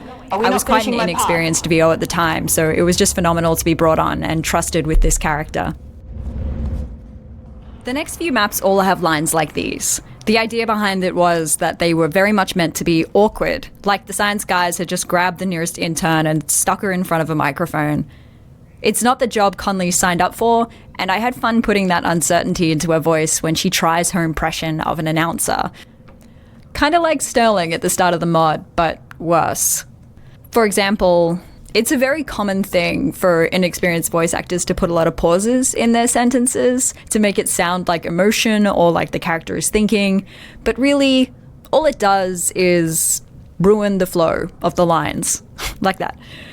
It was tricky trying to find that balance between lines that sound amateur in-universe while also being good to listen to. When we released the trailer, somebody commented that Sarah sounds like a mom from Bluey. I then started to watch Bluey, and oh my god, how can a show made for kids be this good? I won't rant for too long, but yeah, this is some of the best TV I've ever seen. And it made me love it even more to have Sarah on this project. I just love it. In Portal 2 we see hubs like this for the previous eras of Aperture, but never for modern Aperture, so we wanted to fill that gap. This hub, however, is still under construction and was never completed. It was abandoned before they could finish it. Getting the size right took some back and forth. It was always too cramped at first and then too open later. What we have now feels like a good medium. The museum is a recreation of some Portal 2 beta. I know, I just said I recreated beta, but look, I actually shipped it, guys. We wanted to show in a natural way that Cave Johnson is dead and how the company was restructured in his passing. The writing on the walls is corporate whitewashing of the finest caliber. Absolutely dystopian stuff. Yes, I love having my organs be replaced for $60. It's definitely a great way to have a sustainable life. The museum then also presented itself as a great place to give the player the new portal gun. When we made the trailer, people said this mod better have red portals. We didn't actually have that in the mod at the time, but we definitely needed to add it. This third portal gun was the perfect candidate for that. We haven't started to work on a custom portal gun yet, and a non-standard way of obtaining it could explain the new color. The idea is that Aperture started selling portal guns in a bunch of weird finishes when Cave died, in an attempt to repay their debts. This red gun with hazard stripes is some sort of high-performance, dangerous model, but it's not clear if that's just a funny case or an actual warning.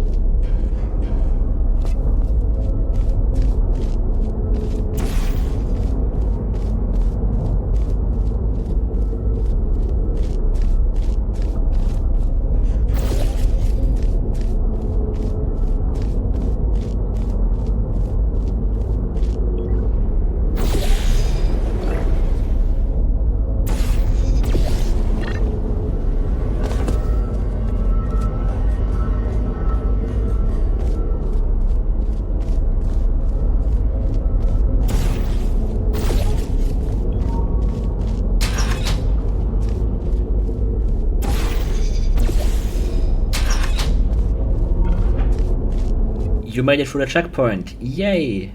But is your colleague or family member with you? If not, enjoy the second order waiting room, where you can wait for someone else who is waiting in the previous waiting room. Both waiting together, a wall apart, but together in spirit. Aperture has a very abstract art style, which makes it fun to build weird ideas with some vague shapes. This is supposed to resemble some sort of admission gate to a motel. You can see some windows above. We didn't put that much detail into this area, since it isn't a centerpiece and would call too much attention to itself if it was too eye-catching. But still, the idea is that all the employees who passed through the checkpoint would now have to check into this sad underground motel. The fully grey color palette is very intentional.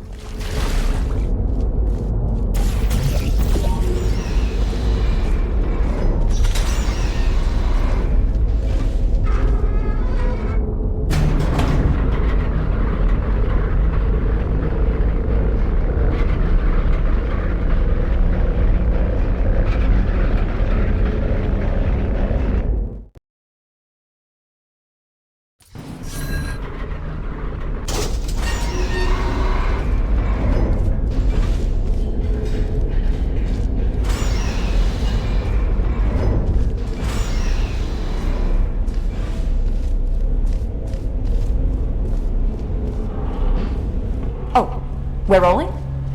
Okay. All right. We're trying something different with this test. If you've worked Finding in the voice for this character was a bit of a journey. Stefan and I knew she had to be likable, and to be likable takes more than just a cute voice. She had to sound genuine and authentic. She had to sound human. Sterling is a very goofy AI, whereas Conley, spoiler alert, is a human consciousness in an orb. I had joined the project with the knowledge that Portal was set somewhere in the Americas with American accented characters and Wheatley. Stefan was a big fan of my natural Australian accent, but I was a little concerned because it's not a sound you hear very often on an international stage, so I wasn't really sure it would fit the universe. But we decided early on to go for it, and it turned out to be the right choice for both me and the fans. I've had so many people be so excited to hear an accent like mine in a game like this, and I think it's brilliant to have that Australian sound be recognised on an international stage. I'm really proud. This chapter is when I began to really lean into a more found sound industrial ambient vibe. A lot of the tracks in this chapter feature metallic elements like dumpsters and metal tools read the and stuff like introductory that. guidebook about pneumatic diversity vents. All pneumatic diversity vents in test chambers have been calibrated to a maximum capacity of 60 kilograms to prevent most humans from being sucked up and disposed of.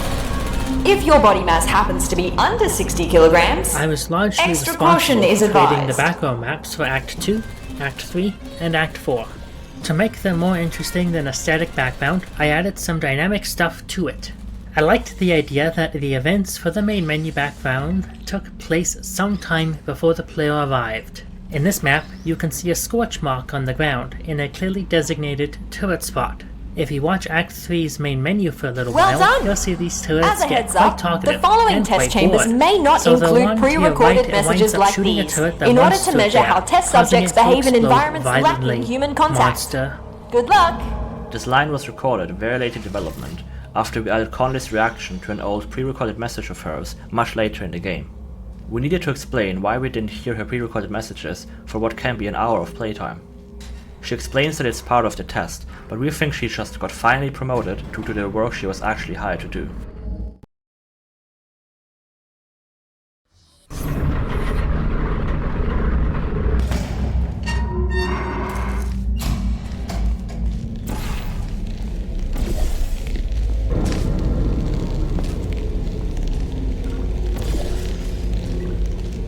Okay, while Sterling is away for this act, I just want to take the time to shout out Sarah's performance as Conley. She came in late in the game and just completely brought this character to life. She gave her this wonderful, charming personality when all we had for her was this little bit of backstory. I think Stefan rewrote most of Conley's lines once he realized what Sarah brought to the table. She just absolutely crushed it and made Act 3 such a highlight as you're getting to know her.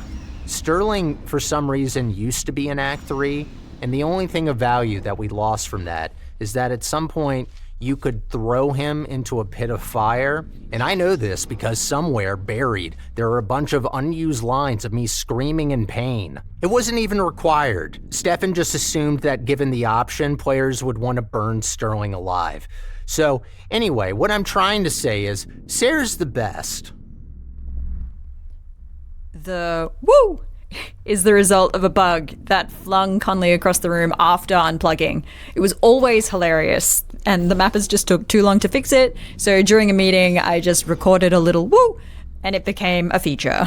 There are a few spontaneous lines like this, like the no hands, only handles line from the office sections a little bit later on, that just came about naturally in response to what we were noticing about the game and the character in development. During a story reread around 2019, I realized that the story is missing some meaningful conflict. At the time, Sterling was the only character who would stay the companion across the whole game. Halfway through the game, the player would fall down into this basement area after the bridge right in front of the spire randomly collapsed. You would then simply climb your way back up with Sterling and try again. Here? After removing the stupid bridge collapse scene, I also decided to add a new character. What's going on somebody here? Where who are would my oppose hands? Sterling in some way. No, this can't It be took a long possible, time can to it? develop Conley's character. I didn't want to make another generic personality core, But inventing some custom robot isn't easy Let's either. do this properly. Humans were out of the question Sorry for too, my as their freak inclusion out. would require a I lot will of storage explain what justification just happened, and complex but character let's get out of animation. here first. Also, at Can the time we you were still using pick the me standard up? Portal 2 engine, which has no real Thanks. support for humanoid There's a hub not NPCs. far from here. Eventually, Let's I go took a character idea from another game idea I had. A game that was By purely the made out of way, story concepts where and is had no real everybody? gameplay behind it. Is the office In closed? that game, you would play somebody And what who is had a their test mind subject scanned doing and here replicated anyway? numerous times. In each chapter, you would play a different clone, awoken in a new context with no That's memories. really dark. The goal is to use Light these switch anywhere? isolated experiences to piece we don't together have to the go through grander there, do mystery we? of what I happened. completely understand that you I would rather knew I find wouldn't another be way if able you're to scared make of this the game dark. for at least No another shame in 10 that. years, and since mind scanning It's fits just so the well into the absence of Portal light, universe, right? I found a way to What incorporate reason this would anyone character have idea to into the develop a game I phobia was for already it? working on. Can't find another way through. I may have an idea. Let me try something. Oh, it worked! Conley is a That's human in a crazy. robot ball. I This still isn't don't like this explicitly plan, revealed but right off the here we bat, go. but we added many hints that she is not a regular core. Her reaction at the beginning is enough for most players, but we wanted to go further and give Conley human character traits. We gave her fears like darkness and heights, and a more bubbly personality than the core guys. Portal 2 itself, along with many community mappers, even They're just Stefan, shadows. would often just put Only down some shadows. desks and chairs and call it a day. However, I always liked giving each desk its own story, a way to see what sort of person worked there. So each of these desks are completely unique and appear nowhere else in the game. Unfortunately, Wandering through the they office also after happen to working be hours with a located in stranger the and nothing darkest more than a section of the flashlight. game.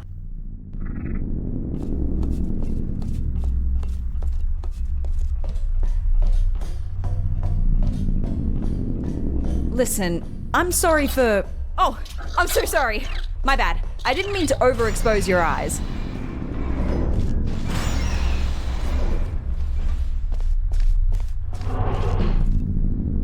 Okay. Wait, what happened here? Look out the window, please. Alright. Trying not to panic again. Can you tell me what year it is? Oh, you don't know either? Guess we're in the same boat then. Let's try to get this door open.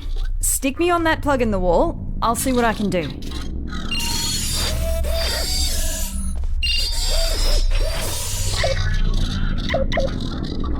Got it. Woo! Some players felt like she gets over her predicament too quickly. We None of originally this had used a to more be drawn here. out and tragic How long was I introduction, out but for? this made her personality It must shift have seem been even more decades. drastic. I We don't didn't really want to know spend where an we're hour with going a now. depressed core, and a quick recovery helps let's to try and find reinforce a some of management Conley's brain. character traits. Then I can access She's the an whole enthusiastic network. AI researcher who probably already secretly dreamed of becoming a robot. It's also her experiment, and she later explained that she knew the risks and thus could mentally prepare for it. The real shock for her isn't that she's a robot, but that hundreds of years have Elevator. passed and all her Sure. family, friends and What's co-workers the are now worst dead. that could await us But up she there? doesn't know that yet. Actually, you don't want to know.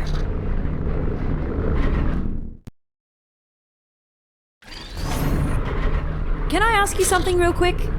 What portal device model is that? Doesn't look like any of the ones I've seen before. Looks cool though. Design team did a good job. Engineering too. Very slim fit. Oh, a rail! We found one! The chapter name, The Climb, comes from a community Whoa, workshop map I feels built for weird. Portal 2. This will take Well, some there's getting actually used two to. maps, which were built for a Thank mapping you, test competition. subject. The theme was towering, and I interpreted it by letting you climb from the bottom layers of aperture to the surface. Well, almost. At the end of part 2, the screen fades to black with the text saying, Part 3 coming soon. Maybe. I never made part 3. I won that competition, and it really kicked me into gear because those two maps were actually far more fun to play and had much more substance than the entirety of Portal Revolution at the time, which was 3 years into development at that point. And I built it in only 2 weeks. This and the previous chapter both act as a reimagining and tribute to the original Climb. I never made part 3, but I finished this massive mod instead. For this track, I began to introduce more elements that kind of sound like voices. The scraping sound in the background of this track was chosen because it kind of sounds like something is wailing in distress, some sort of apparition. The soft, distorted synth near the end of this track is actually a piano with a bunch of effects layered over it. This was the first wooden map we built. It was inspired by a CSGO co-op campaign where you would discover an underground training area built out of wood. We wanted the test chambers to transition from primitive constructions made of cheap materials into more solid and expensive metal structures like seen in Portal 2. So that's what we did. This plastic tarp was made using a cloth simulation in Blender. That's all I really have to say about this. It looks cool. I read the records of what happened while I was out. Everyone is dead. All of them! And it's my fault! See, I worked on her. I created the genetic life form and disk operating system just like Cave wanted. Well, my human self did. I have no memory of this, but the records are clear. Carolyn never consented to be scanned in, but somehow they must have found a way around that. I need to process this for a bit and figure out what to do now. See you in a bit.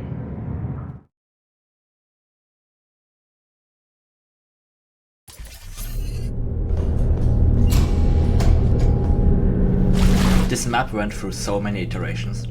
It was originally placed at the beginning of the previous chapter, but has been pushed further and further back. It's the first time the player sees the spire from below. At first the player would come here before having met Conley. We would have had to make another dramatic spire eruption scene for Conley to witness. That map was even prototyped, but it became obvious that the chapter's intro was too long, so we moved the eruption to happen after you have already met Conley. This cave was loosely modeled after the little town ports I frequented on vacations in Croatia. The giant pipe here resembles a wave protection barrier, and there are even some weird concrete buoys next to it with blue lights. While this cave doesn't resemble a small town in Croatia in any way, it's always fun to transform real-life inspiration into abstract aperture structures. I like to play with the contrast of room shapes. This cave is wide and short, next to a tall and narrow shaft. This cave here serves no gameplay purpose, but helps to make the world feel larger and more connected. You can see where you will go, and can then look back to where you have been. Hello! I'm back. I know it's not been long, just wanted to be polite. Just remembered that I never asked what you're doing here. Let's just try to get out of here. This isn't a good place to be around anymore.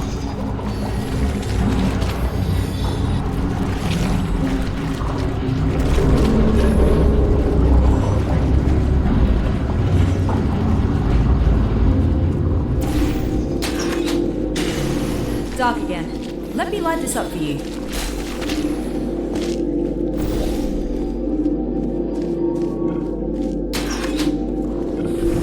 What was... I swear, these earthquakes aren't normal here. What is that? Be there in a moment.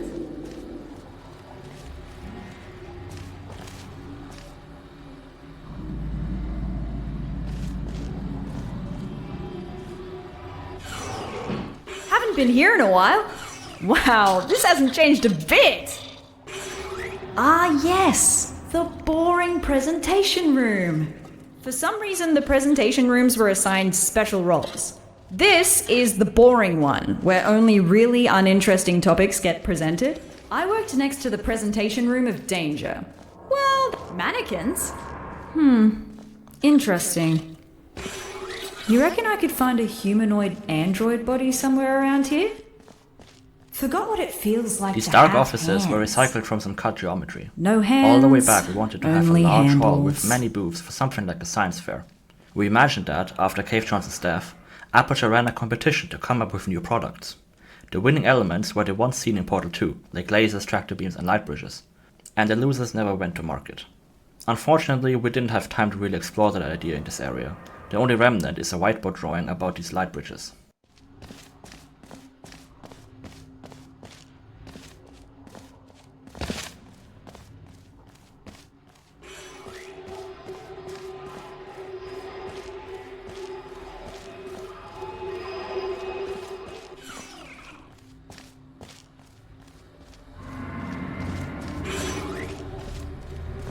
Light!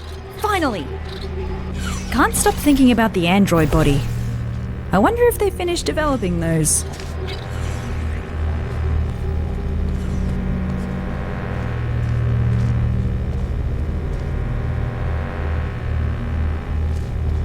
How do you get players to look at your set piece? This was a big struggle for us here.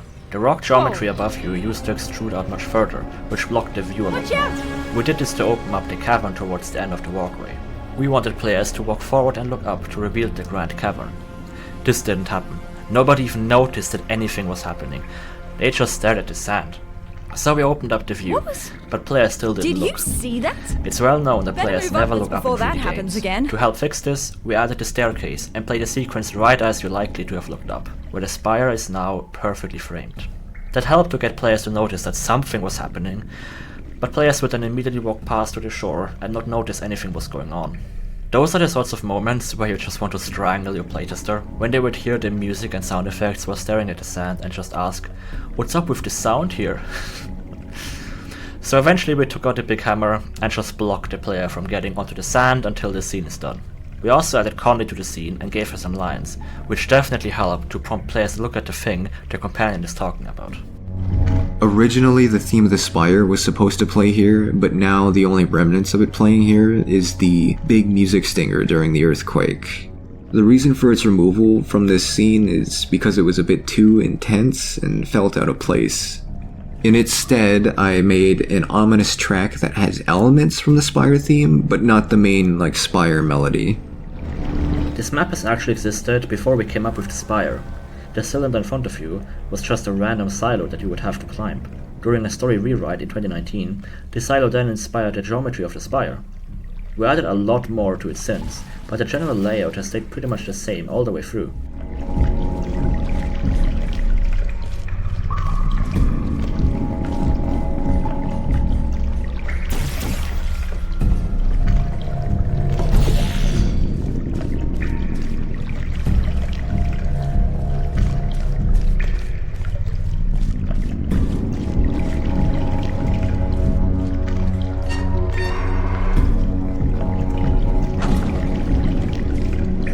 We like the idea of letting players climb up inside the spire. Down here it's just a bunch of pipes that all transport stuff to the core at the top. The shaft becomes wider and wider as it goes up, stealing more and more resources from the surroundings. It goes from the bottommost layers all the way up to the surface. You just came from the tip of the top, and now you're all the way down. Right? It was developed as a successor to the Borealis experiments from the 70s, but I've never seen it with my own eyes. Well, I've still not seen it with my eyes, unless digital cameras count.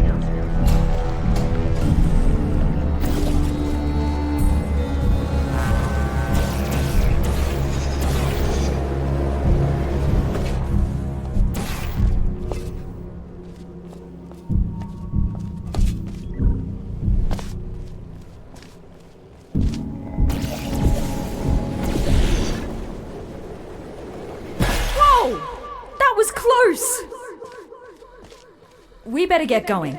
Let's find a way up to the surface. That's where we'll find the control room.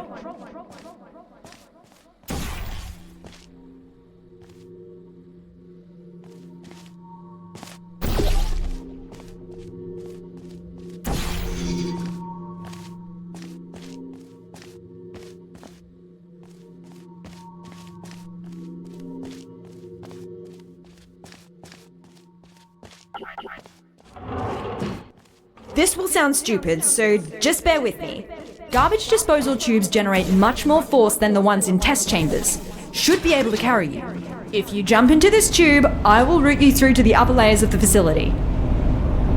Maybe hold your breath.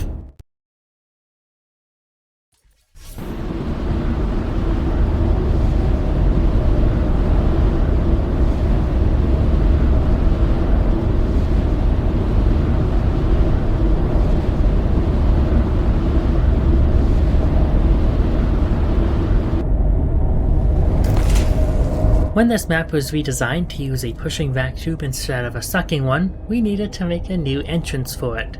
So that whole behind the scenes section and fake test chamber was made to serve as a transition between the lower section of Aperture to the slightly more modern area of Aperture.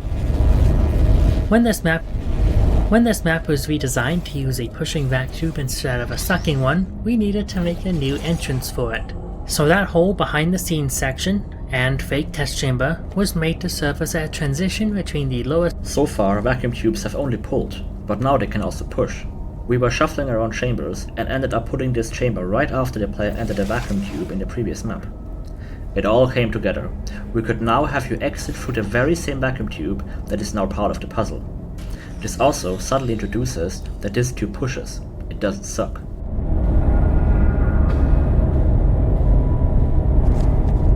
In the anniversary update, we expanded this puzzle by adding another step for completion. You need to use the cube pushing mechanic one more time to solve the puzzle.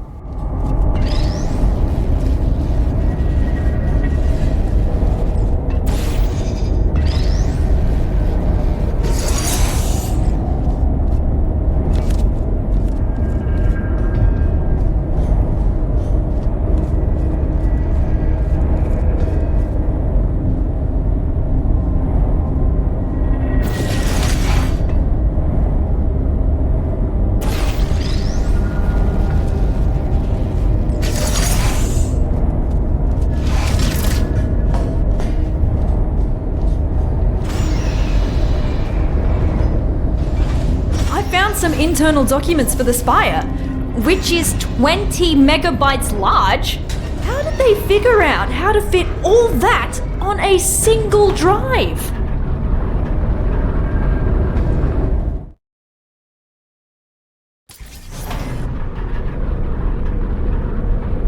I read up on the Spire.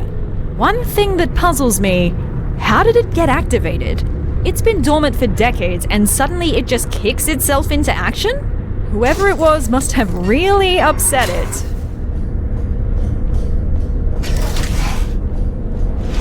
I had a lot of fun with this one, since industrial found sound is more my wheelhouse. I wanted the track to sound like some sort of mechanical process, like some sort of factory machinery going through the motions.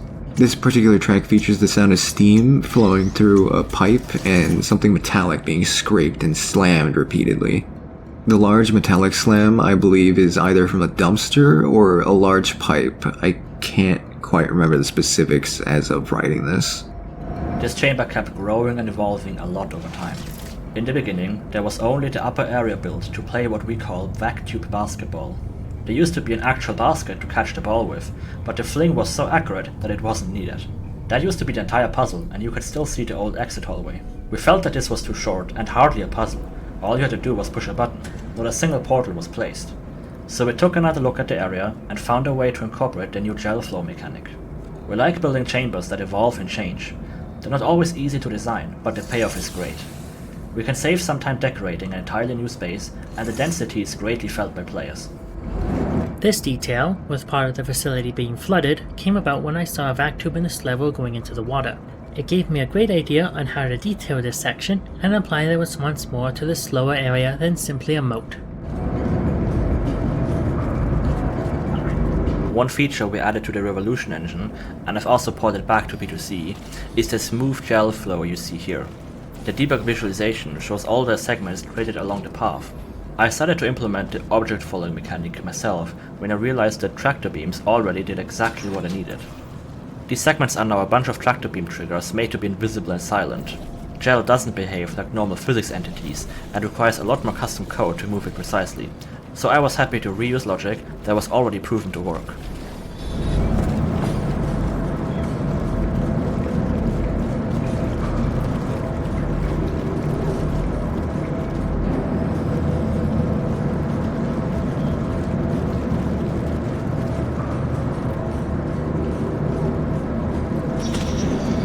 We sometimes design these behind-the-scenes puzzles with multiple solutions in mind.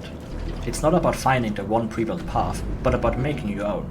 Here you can use the blue gel to bounce back up, or the orange gel to speed over. During playtests, players will almost always express a sense of accomplishment when they solve a puzzle in an unintended way. Of course, we fix exploits in proper puzzles, but like to give players some more freedom every now and then. No matter how dangerous it is. The fact they discontinued this experiment doesn't really fill me with emotions I would categorize as positive.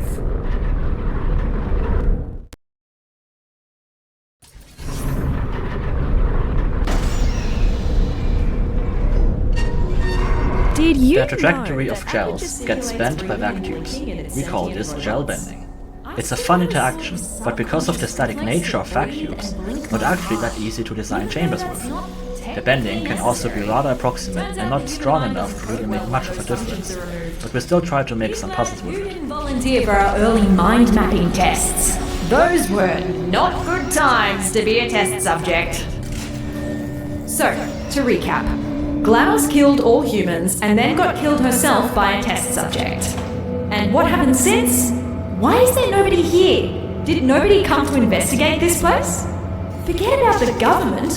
Why does Black Mesa have no interest in what happened here? This puzzle can be solved in many ways, but the intended solution when I built it involves a double bounce on the floor surface and a rebound on the wall.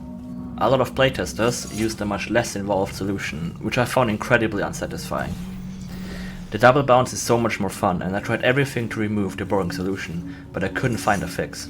All my ideas required a lot of changes and bulky equipment, which detracted from the simplicity I aim for in puzzles. So without a fix in sight, we added these two achievements, the boring solution and the fun solution, to encourage players to attempt the puzzle in different ways.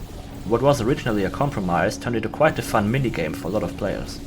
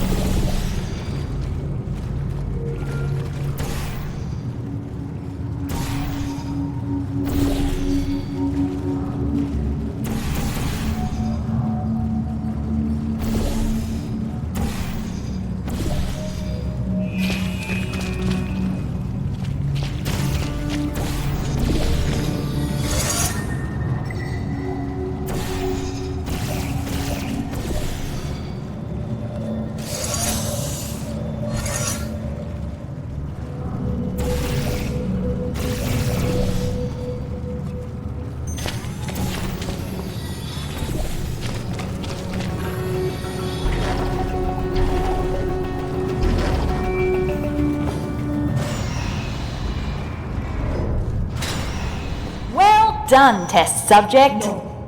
Turn You it off. have just completed I thought they another threw those lines test. away. Congratulations on contributing once again to the future Why of is it so loud? science. Feel welcome Turn to it off. pause Turn at it any off. moment. There's cake and beverages Turn in the break it room. off!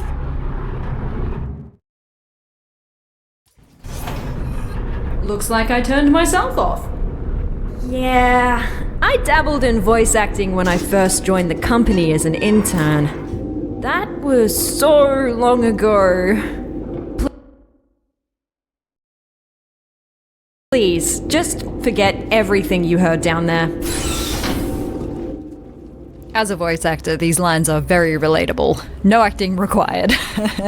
What I actually wanted to talk about in this section was humor. Humor is a big part of the Portal series, and Stefan has a great nose for it.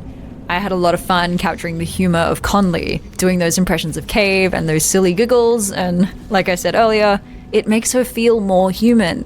She's not funny in an idiot Wheatley way, she's goofy. She's trying to smile through what is objectively a bad situation.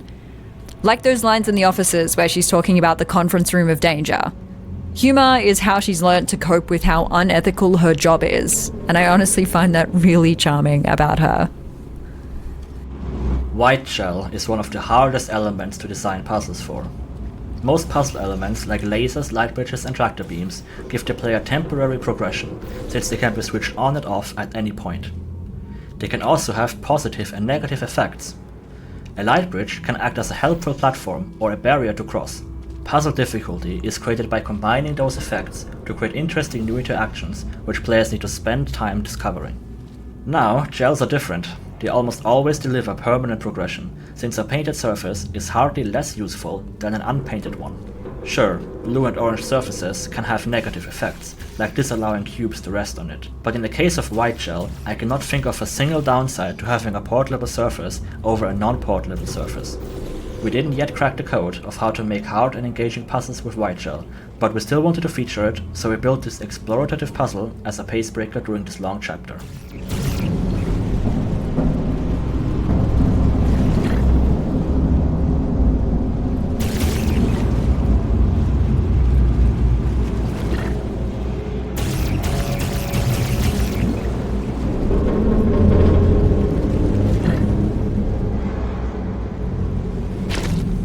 This space is inspired by the Gasometer Cinema in Vienna. It's a crazy space that looks a lot like Aperture. A giant hall of cinema rooms stacked on top of each other, looking a lot like test chambers, connected through hanging metal catwalks. There's even a huge spiral staircase next to a pillar that goes all the way from the top to the bottom. The sense of verticality in this space is great. This area here was loosely built off that structure.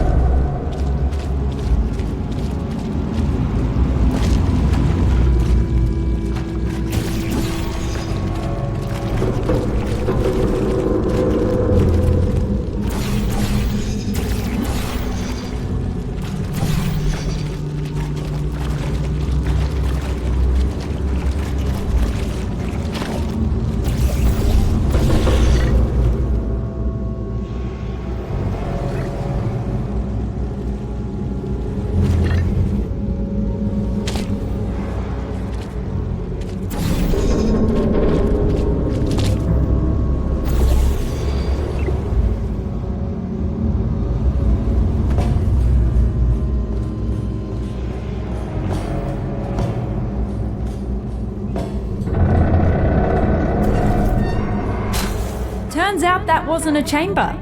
At least it gave me time to disable the speakers in the next chambers.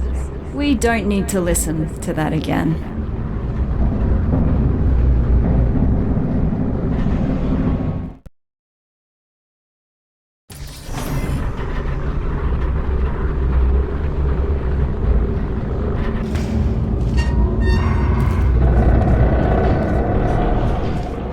As Conley already said, this is a very old chamber. I designed this all the way back in 2018, and the puzzle has not changed a single bit ever since. It used to be the second puzzle in this chapter, but playtesters needed a lot more training to get a grip on the vacuum mechanic.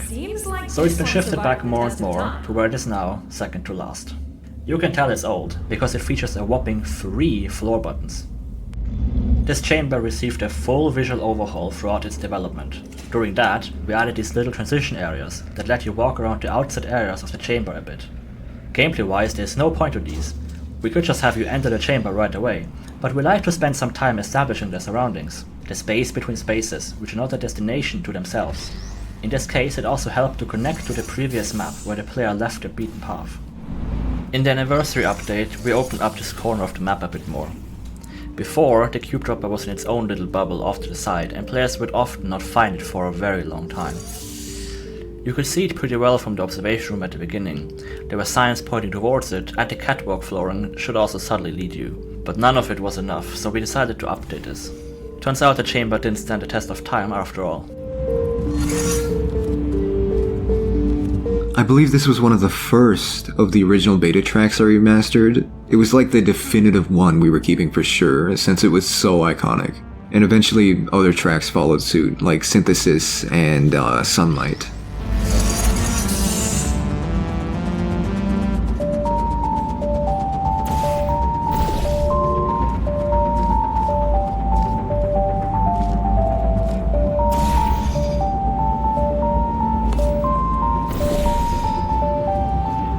In the anniversary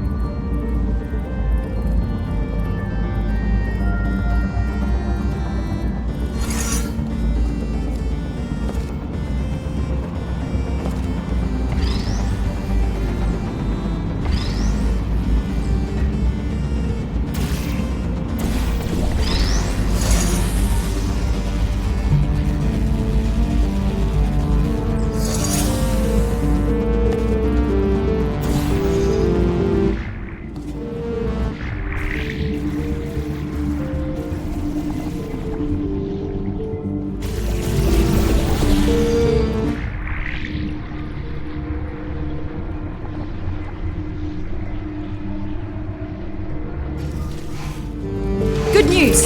I found us an elevator out of here. Just one more chamber.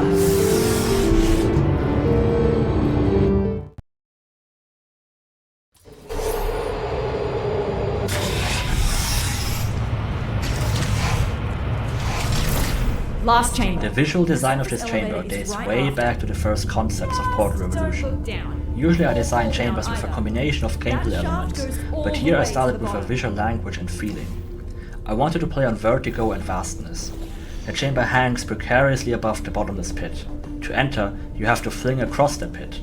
In the vacuum ride, you're placed underneath the chamber with only glass separating you from the abyss. The final move in the chamber involves walking on a light bridge over the pit and removing it to fall onto a catapult and hopefully smash into the wall. Falling down onto the grate to smash off the pieces. There's a lot of elements that re-emphasize this theme, and while I don't know if players actually experience fear of heights in this map, I had a lot of fun finding and expanding on a concept like this.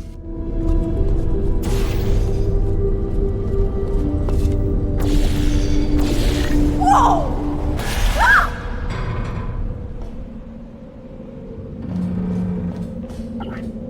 Ah, such a cute squeal! Conley being afraid of heights just makes her feel so human. And her being afraid for the character on that jump and hearing her be worried makes her so likable. God, that scream though. Screaming is so hard to capture in VO because it just blows the levels on your mic, especially if you don't have top of the line equipment. It took quite a few takes and a bit of fiddling with the levels and a few lemon and honey teas, but it was worth it. It is often surprising how strongly people sometimes react to a character's tone of voice. This dialogue used to be a bit more harsh towards the player. We felt like their reaction was a fitting reflection of Conley's intense second-hand fear of heights. But players consistently pointed out that this line was too mean and even noted that it makes Conley less likable, so we changed it out to be more lighthearted. This is another remake of a beta track by Ella Ayar. This one was called Synthesis, and I kind of envision it as Conley's theme, but it's not used again after this chamber. I wish I got to play around with character themes more. The only sort of Sterling theme is in the cut Sterling and the Spire track, and it's not even the melody, it's just I relate the soft synth in that track to Sterling.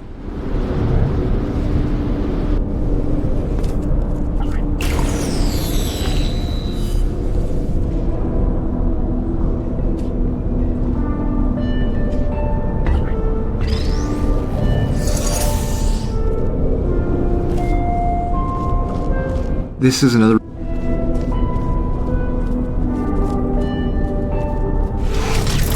Hey, I need you to carry me up the elevator. We've done this before, so be ready to catch me. We're becoming quite good at this. Elevator is right through here. quite cozy. I'm sure we can stuff ourselves in there. Never thought I'd miss the car park. We're almost out of here.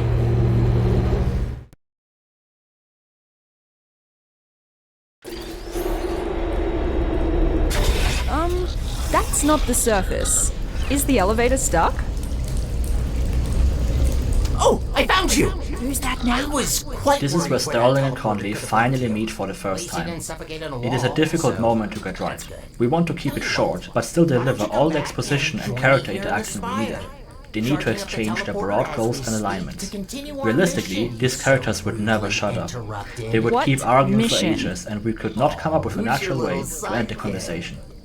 In a movie, one character could just say, "Screw you, I'm leaving." With what? But here something has to change in the environment to unblock the player. We thought of a few ways, but in the end just made the computer explode. It's random and ridiculous, but it also makes it kind of funny. Are you talking about GLaDOS? You want to bring back GLaDOS? That's what the humans call her, yes. Whoa. And that is why you gotta switch your capacitors. We thought we could save time by So that's reusing the this sort of vista. guys you It normally actually hang out became a with. nightmare. Did you We could have work shared with geometry him? using instances, but they don't allow us to make any changes in each map. Oh, We needed to make some changes, I shouldn't have so we had to looked. just decide when this vista was finished, so we could then copy-paste all the geometry to make the nighttime version. We then also made this vista the background map for Act 4, and built a post-game variant with a sunset. This means that the geometry had to be replicated in 4 maps. If any changes were made, they had to be added to all 4 maps. We still liked the effect of revisiting the same area, now with a different context. So it was worth it, but definitely not a time saver. solid ground at last. Put me on the rail over there. I'll open the door for you. Right, so you're the one who activated the spire. I should have seen that coming.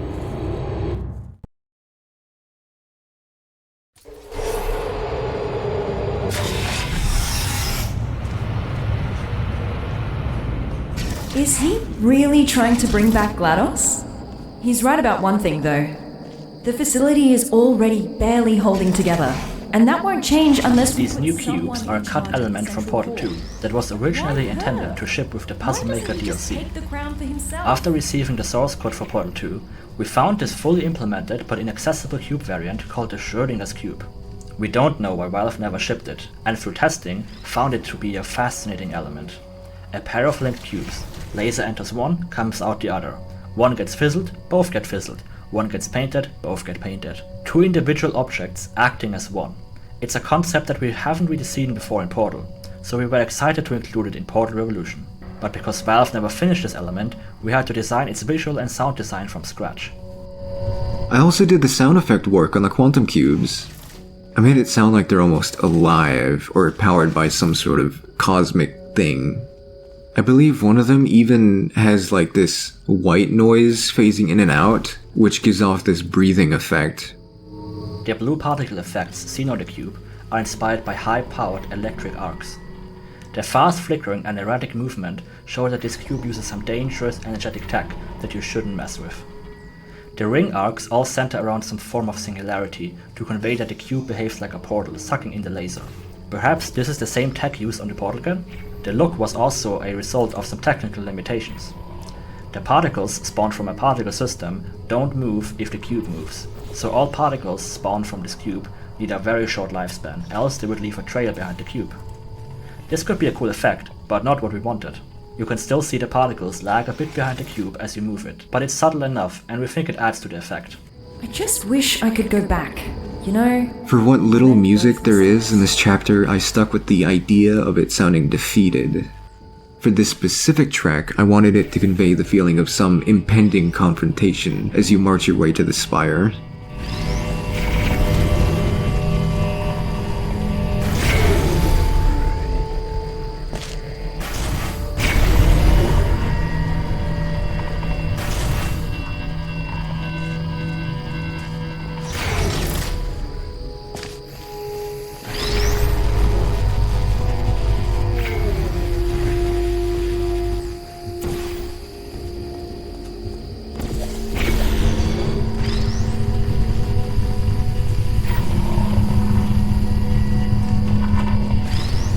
We might not see each other in the next test chamber.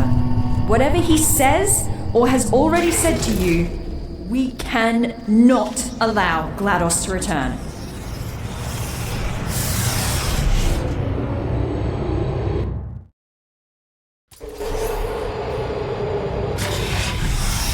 Oh, is your little friend not gonna join us? Oh well, this only regards you anyways. I just want to say thank you for bringing us this far. Really, I mean it. No one else could have pressed that button as well as you.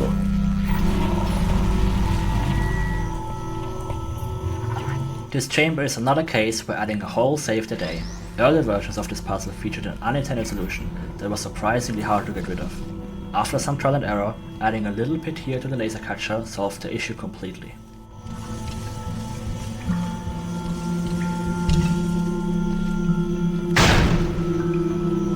For this track, I wanted to convey Sterling and Kate's feelings of apprehension during this moment.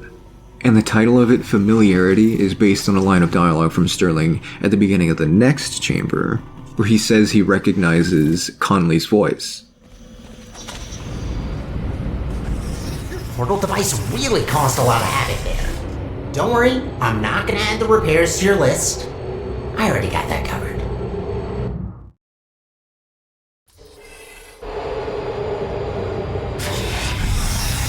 Hey, I've got a question. Your new little blue... Nighttime Overgrown was really difficult to build. Realistically, it should be much darker. But we didn't want to rely on artificial lights, so we went into a more fantastical direction with the lighting. It's more important to look pleasing than to be entirely realistic. We also reused a bunch of after-hours tricks to improve the visibility for gameplay. One of our biggest regrets is that we didn't build more Schrödinger's cube puzzles.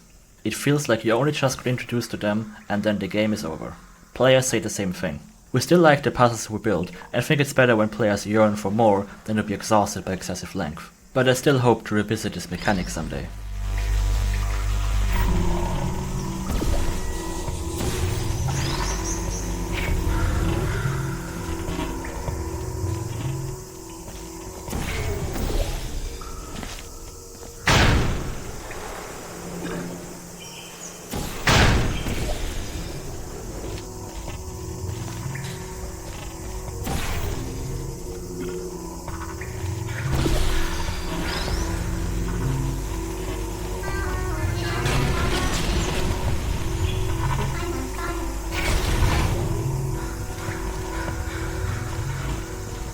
I'm still charging up the teleporter.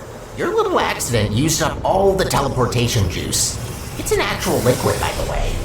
Had to scramble together every last drop of gel from the bottom layers of the enrichment center to mix some new fluid.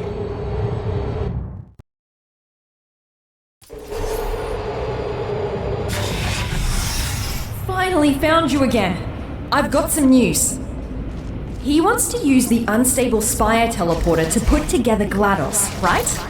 Vacuum tubes are huge and bulky. Originally, this tube bent only 90 degrees in an L shape, which made the chamber a giant square with all elements stuffed into one corner. Giant square rooms don't play well with lasers either, since everything is accessible from everywhere. Weirdly shaped rooms with many nooks and crannies usually work better for lasers. After some fiddling, we just bent the tube 90 degrees further and landed at this design where the room is divided in two. The final puzzle. We wanted the final test chamber of the mod to bring together all the custom chamber elements of the game. Schrödinger's cubes, vacuum tubes and cleansing fields. Putting them all into one chamber wasn't easy. Vacuum tubes interact with gels, but gel and cube interactions are one of the hardest to design for. Blue gel can disable cubes from sitting still on surfaces, but the constant bounciness is difficult to rectify. We don't want cubes to accidentally bounce into the vacuum tube. Cleansing fields could interact with that nicely. However, we didn't want this puzzle to be centered around gels, so we ended up not leaning into the cube painting mechanic as a required part of the test.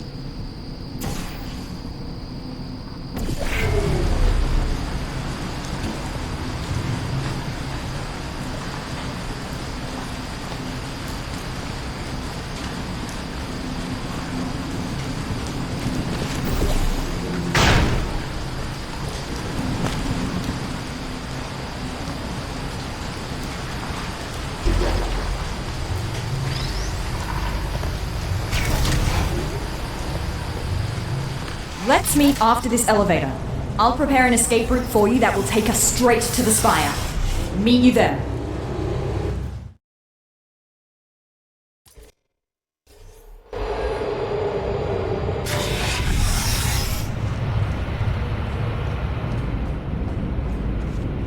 The slow opening floor was another happy accident. When I first built this room, I set the floor speed to a comically slow amount, even slower than it is now. At first I thought the map bugged out because I couldn't see any movement at all. It was pretty funny, so we leaned into it and recorded some voiceover for Sterling to reflect my initial reaction. Before you become any sort of threat, again, thank you for your help. You served us well.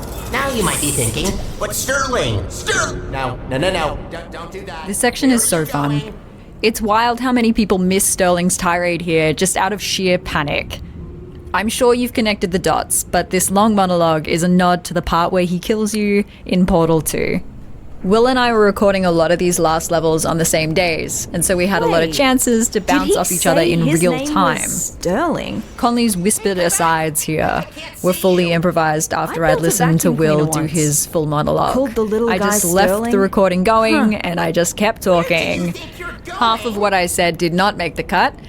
Often when you're recording stuff like this, you don't know how a joke will land, but everybody laughed at, is he ever going to shut up? So we kept it. I don't remember exactly how the idea for Sterling to be Conley's vacuum cleaner came to be. It seemed to naturally form in a bunch of people's heads in the team at once. One inspiration for me was the episode Zima Blue of Love, Death and Robots. The game was also built while large language models like GPT-3 just came to be, which got me to think about elements like rogue AI and AI safety in the context of the story. What happens if you program a robot to clean up? How will it interpret clean up? The idea is that this vacuum cleaner was just told, clean up my mess, and was then upgraded and promoted more and more over time. Then when GLaDOS exploded and he couldn't fulfill his tasks anymore, he found new ways of achieving his goal. All that matters to him is the upkeep of Aperture, so he has to reactivate GLaDOS to do so. You don't really matter to him anymore. You've done your job well enough, but now you have turned against him, so he has to stop you. He's not a psychopathic robot who just kills you for fun, it's in self-defense. Many players remark that this twist happens too abruptly, and I see what they mean. His lines towards you throughout the chapter were intended to come across as much more sarcastic and passive-aggressive, but most players seem to interpret them as genuine. It just doesn't come across how we intended. Stefan says he doesn't remember when we decided to make Sterling a vacuum cleaner. I remember the exact conversation. It was just such a hilariously stupid suggestion that somehow made all these pieces fall into place. It just belittles his character while simultaneously being very in line with him. I love it. Obviously, people had a lot of questions about it. Players want to know if we're implying that Aperture Science created the Roomba robot vacuum. And I think it's very clear that, Yep. No, sorry, I'll be right there. Okay, I'm sorry, I gotta go. I'll be right back. When we came up with the vacuum cleaner Spire. story, we didn't Think you can immediately jump think that to gap? connect him to Conley as well. I was hesitant at first, since a change like this fundamentally changes the relationship between those two characters, so it has to be carefully thought out. But other team members pressed on, so we thought about how we could make it work. And it ended up being such a perfect fit. Conley is an AI researcher, so it's natural that one of her side projects involved a vacuum cleaner.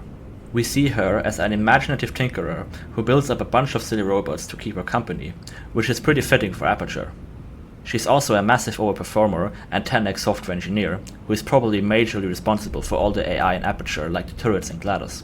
So adding a vacuum cleaner to that list felt natural, and allows us to make this final encounter much more meaningful. Sterling has never killed anyone before, and doesn't really know how to do it. If possible, he would also like to avoid a mess.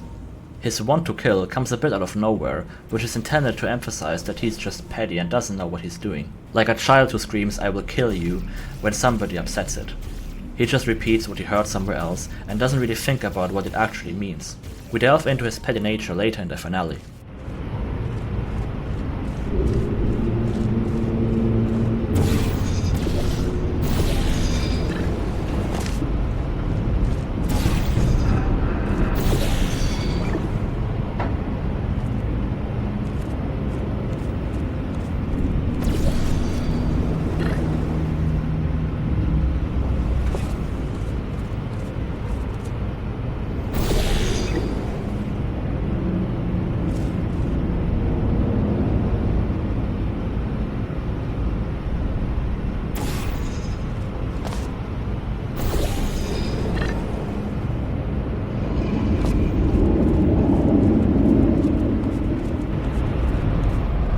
didn't want players to re-enter the spire through the bridge. It felt too straightforward and repetitive. We wanted players to feel like they're breaking in under Sterling's nose, and didn't just go in the front door. We then had the idea to jump up through the incinerator shaft, which you have previously used to euthanize your faithful companion cube. This has some nice thematic elements, and adds more modes of traversal that is only possible with the portal gun.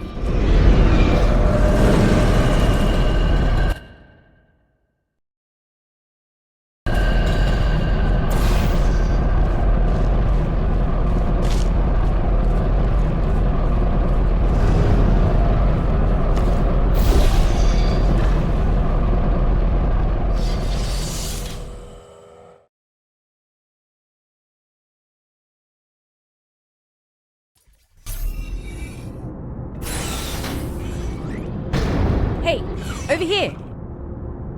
Come and grab me. No rails in the chamber. You ready for this? Welcome, ladies. Welcome. Finally, Sterling and Conley meet without any interruptions. We already hinted at the vacuum cleaner story in the previous map, so we can skip the dialogue forward in this map and just need confirmation from Sterling. This was done to speed up the dialogue in this map, which features the most talking out of any map. I can't believe it! Oh, they grow up so fast! You can disable the timer It's by not listening to the polite to commentary murder note your behind mother. me. It will still be visible, but it will no longer kill you, so you can take your time to listen to all of the notes. By a human. The I can't timer will believe no my longer kill Roomba you. is trying to Have kill fun. us. Yes, about that. The spire is still charging. Just give me a minute. Will, Stefan and I all live in truly the worst possible time zones for us to get together in a call. Our VO recording sessions were all over online voice chat so we could get live direction from Stefan. One-on-one sessions were doable, but for the finale, we wanted all three of us present in a call. Somebody had to take the fall and be up at 4 a.m. so we could get it done. Luckily, Stefan's sleep schedule was already broken thanks to the deadline crunch, so Will and I got to sleep our normal hours. What did you even think by coming here? In Portal 2, chairs are usually static, but for You Portal mean Revolution this we button? wanted to make them physical again, just because Big it's and fun. red, right One in exception front of was the us. map where you first enter the Spire control room. If players had the freedom to move chairs where What they happens wanted, if we press their it? positions wouldn't be consistent when they come back. So at first we made them static just for that reason. Later we got the say we idea press of it. making the first control room messy and the second one here tidy, to imply that Sterling has tidied the mess Before and we press repositioned all the any chairs. buttons, We'll lean can into you it put me on further this claw by in the adding some corner? boxes that I were have not an open in idea. the first map, which appear nicely stacked after Sterling cleaned it.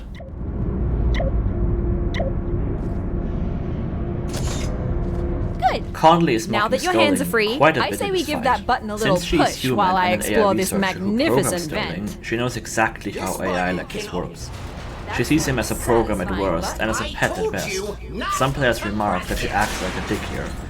But how would you react if ChatGPT would threaten to kill you? Would you take it seriously? Of course not. You might play along just for the giggles, but you wouldn't be afraid of your life. Here he is actually capable of killing you, so some urgency is reasonable. But Conley has been so desensitized by Aperture's shenanigans, and just has too much fun playing with her little language model. Sure, she doesn't want to kill him, but she isn't going to cry when the vacuum cleaner expresses motherly feelings for her. This was one of the more challenging tracks I did for this game. I tried my absolute best to make it sound like a sort of mix between the first and second game's final boss tracks, with of course my own spin on Find a way it. to get to this There control are room. two Maybe leitmotifs this that were test used in chamber this can track. help. For the first phase, it's not a leitmotif, but I do reuse a lot of the electrical sounds from the first Spire track. And I even utilize some of the same percussion samples that were used in the first Portal game. Portal boss fights are really hard to design. Portal is a puzzle game where you can play at your own pace. Traditionally, Portal games all feature some timed boss fight at the end. Portal 1 and 2 are far too simple for our taste. We wanted something longer and harder. A lot of Portal 1 mods overstate the difficulty quite a bit, spamming dozens of rocket turrets in your face. We wanted to find a middle ground. We also wanted to use the Spire's teleportation mechanic in the fight somehow. We ended up splitting the boss fight into 3 phases to balance the length, and separated danger and puzzle into distinct areas. The puzzle area in the center builds up over time as you disconnect more and more pipes.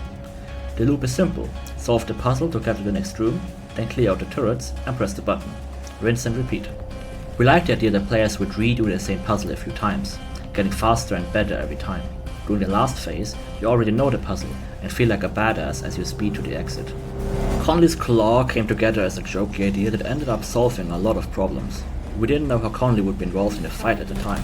Putting her in a hanging claw felt way too silly at first, but we prototyped it and it immediately worked. We knew our characters were too goofy for the fight to be serious and tragic, so we decided to make it silly instead. With her in the claw, she can now direct players to the next goal. Her flashlight also casts really cool dramatic shadows as she swings around. The fight also feels much more personal, and like you're fighting with her. You both in this fight together. We didn't have time to establish where Sterling is in this fight, so he ended up just being a voice in the sky, but this also helps to make him feel more distant and omnipotent, which helps to further antagonize him. The colors of the control rooms go white, orange, blue, red. All important colors in Portal. The orange and blue also match the progression of Portal Revolution's chapters. The first half features many warm tones, and the second a lot of cold ones. The final room is red, which resembles danger and finality, and the Portal Revolution grand colors. Should have never taught you how to push buttons. For the second phase, I used Dies Irae and the leitmotif of the Spire. I always wanted the Spire's theme to sound like some kind of weird buzzer alarm, which is why the main synth is all distorted and the melody is often echoed. I noticed a lot of people say the beginning of this phase sounds like the Portal parody of that one Nightmare Before Christmas track, Making Christmas, which is technically correct, since we all use the Dies Irae motif in our music. Oh god, why did you have to remind me? We're so high up.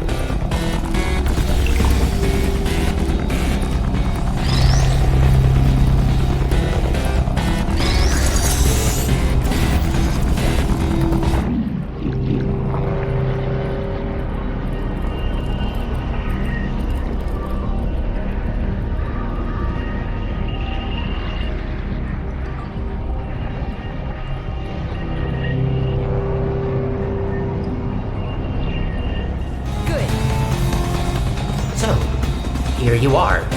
You're just back now? Where have you been?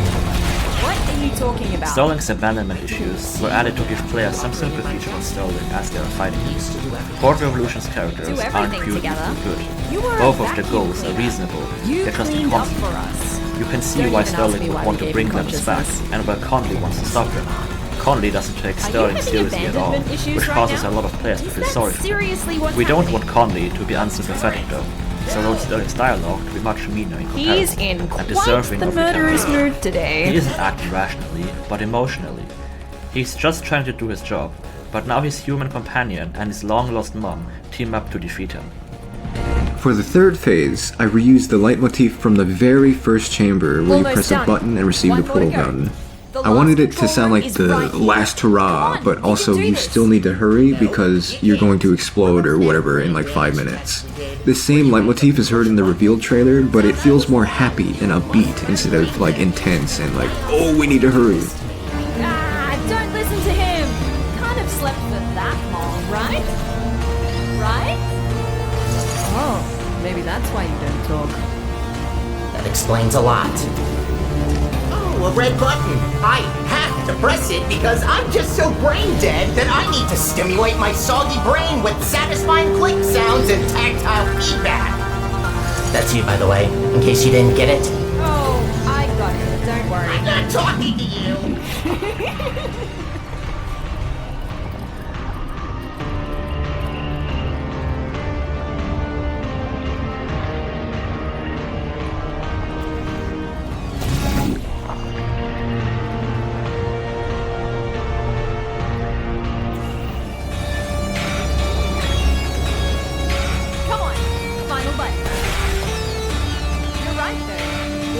The whole boss section was pusher is so your much fun. arch nemesis. It was one of the only times offense me, to you, Sarah, test and subject. Stefan were Just the all reality of online the together situation. recording, which is really difficult when you're in 3 different time zones, and even more difficult when one of those time zones is in Australia.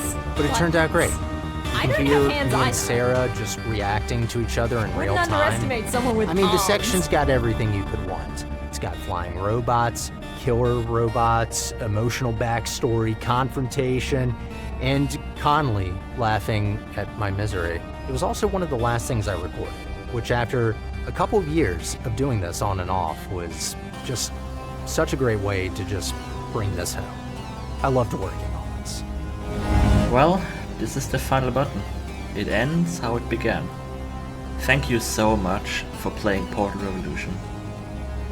The day this commentary goes live marks the 1-year anniversary of Portal Revolution's release, and it's been a wild ride. This is the first game I released, and the same is true for most of the team. This project has followed me throughout my entire teenage years and early adulthood. I listened to developer commentary of Valve's games and other mods so many times throughout development, and was super excited to make my own, but for some reason it took me over a year to finally ship it. The note behind me goes into this further. So after release, I fell into a pretty bad post-release depression. This game has followed me for so long, and working on it was a comfort when real life got tough. But now it's out there and no longer mine to control. I put so much of myself into this, and it was incredibly scary to release it. So what's next? That's a question everybody asks us. What's next? On one hand, my team and I were super burned out from modding after release. I already worked on this mod for 8 years, and while everyone is asking for a sequel, it seemed like a daunting task. I also had no ideas for what a sequel would look like. The ending is open for expansion, but we didn't create it with a sequel in mind. On the other hand, we're the top of our game. We have proven that we can do it and are better at modding than we have ever been. So what's next? We'll see.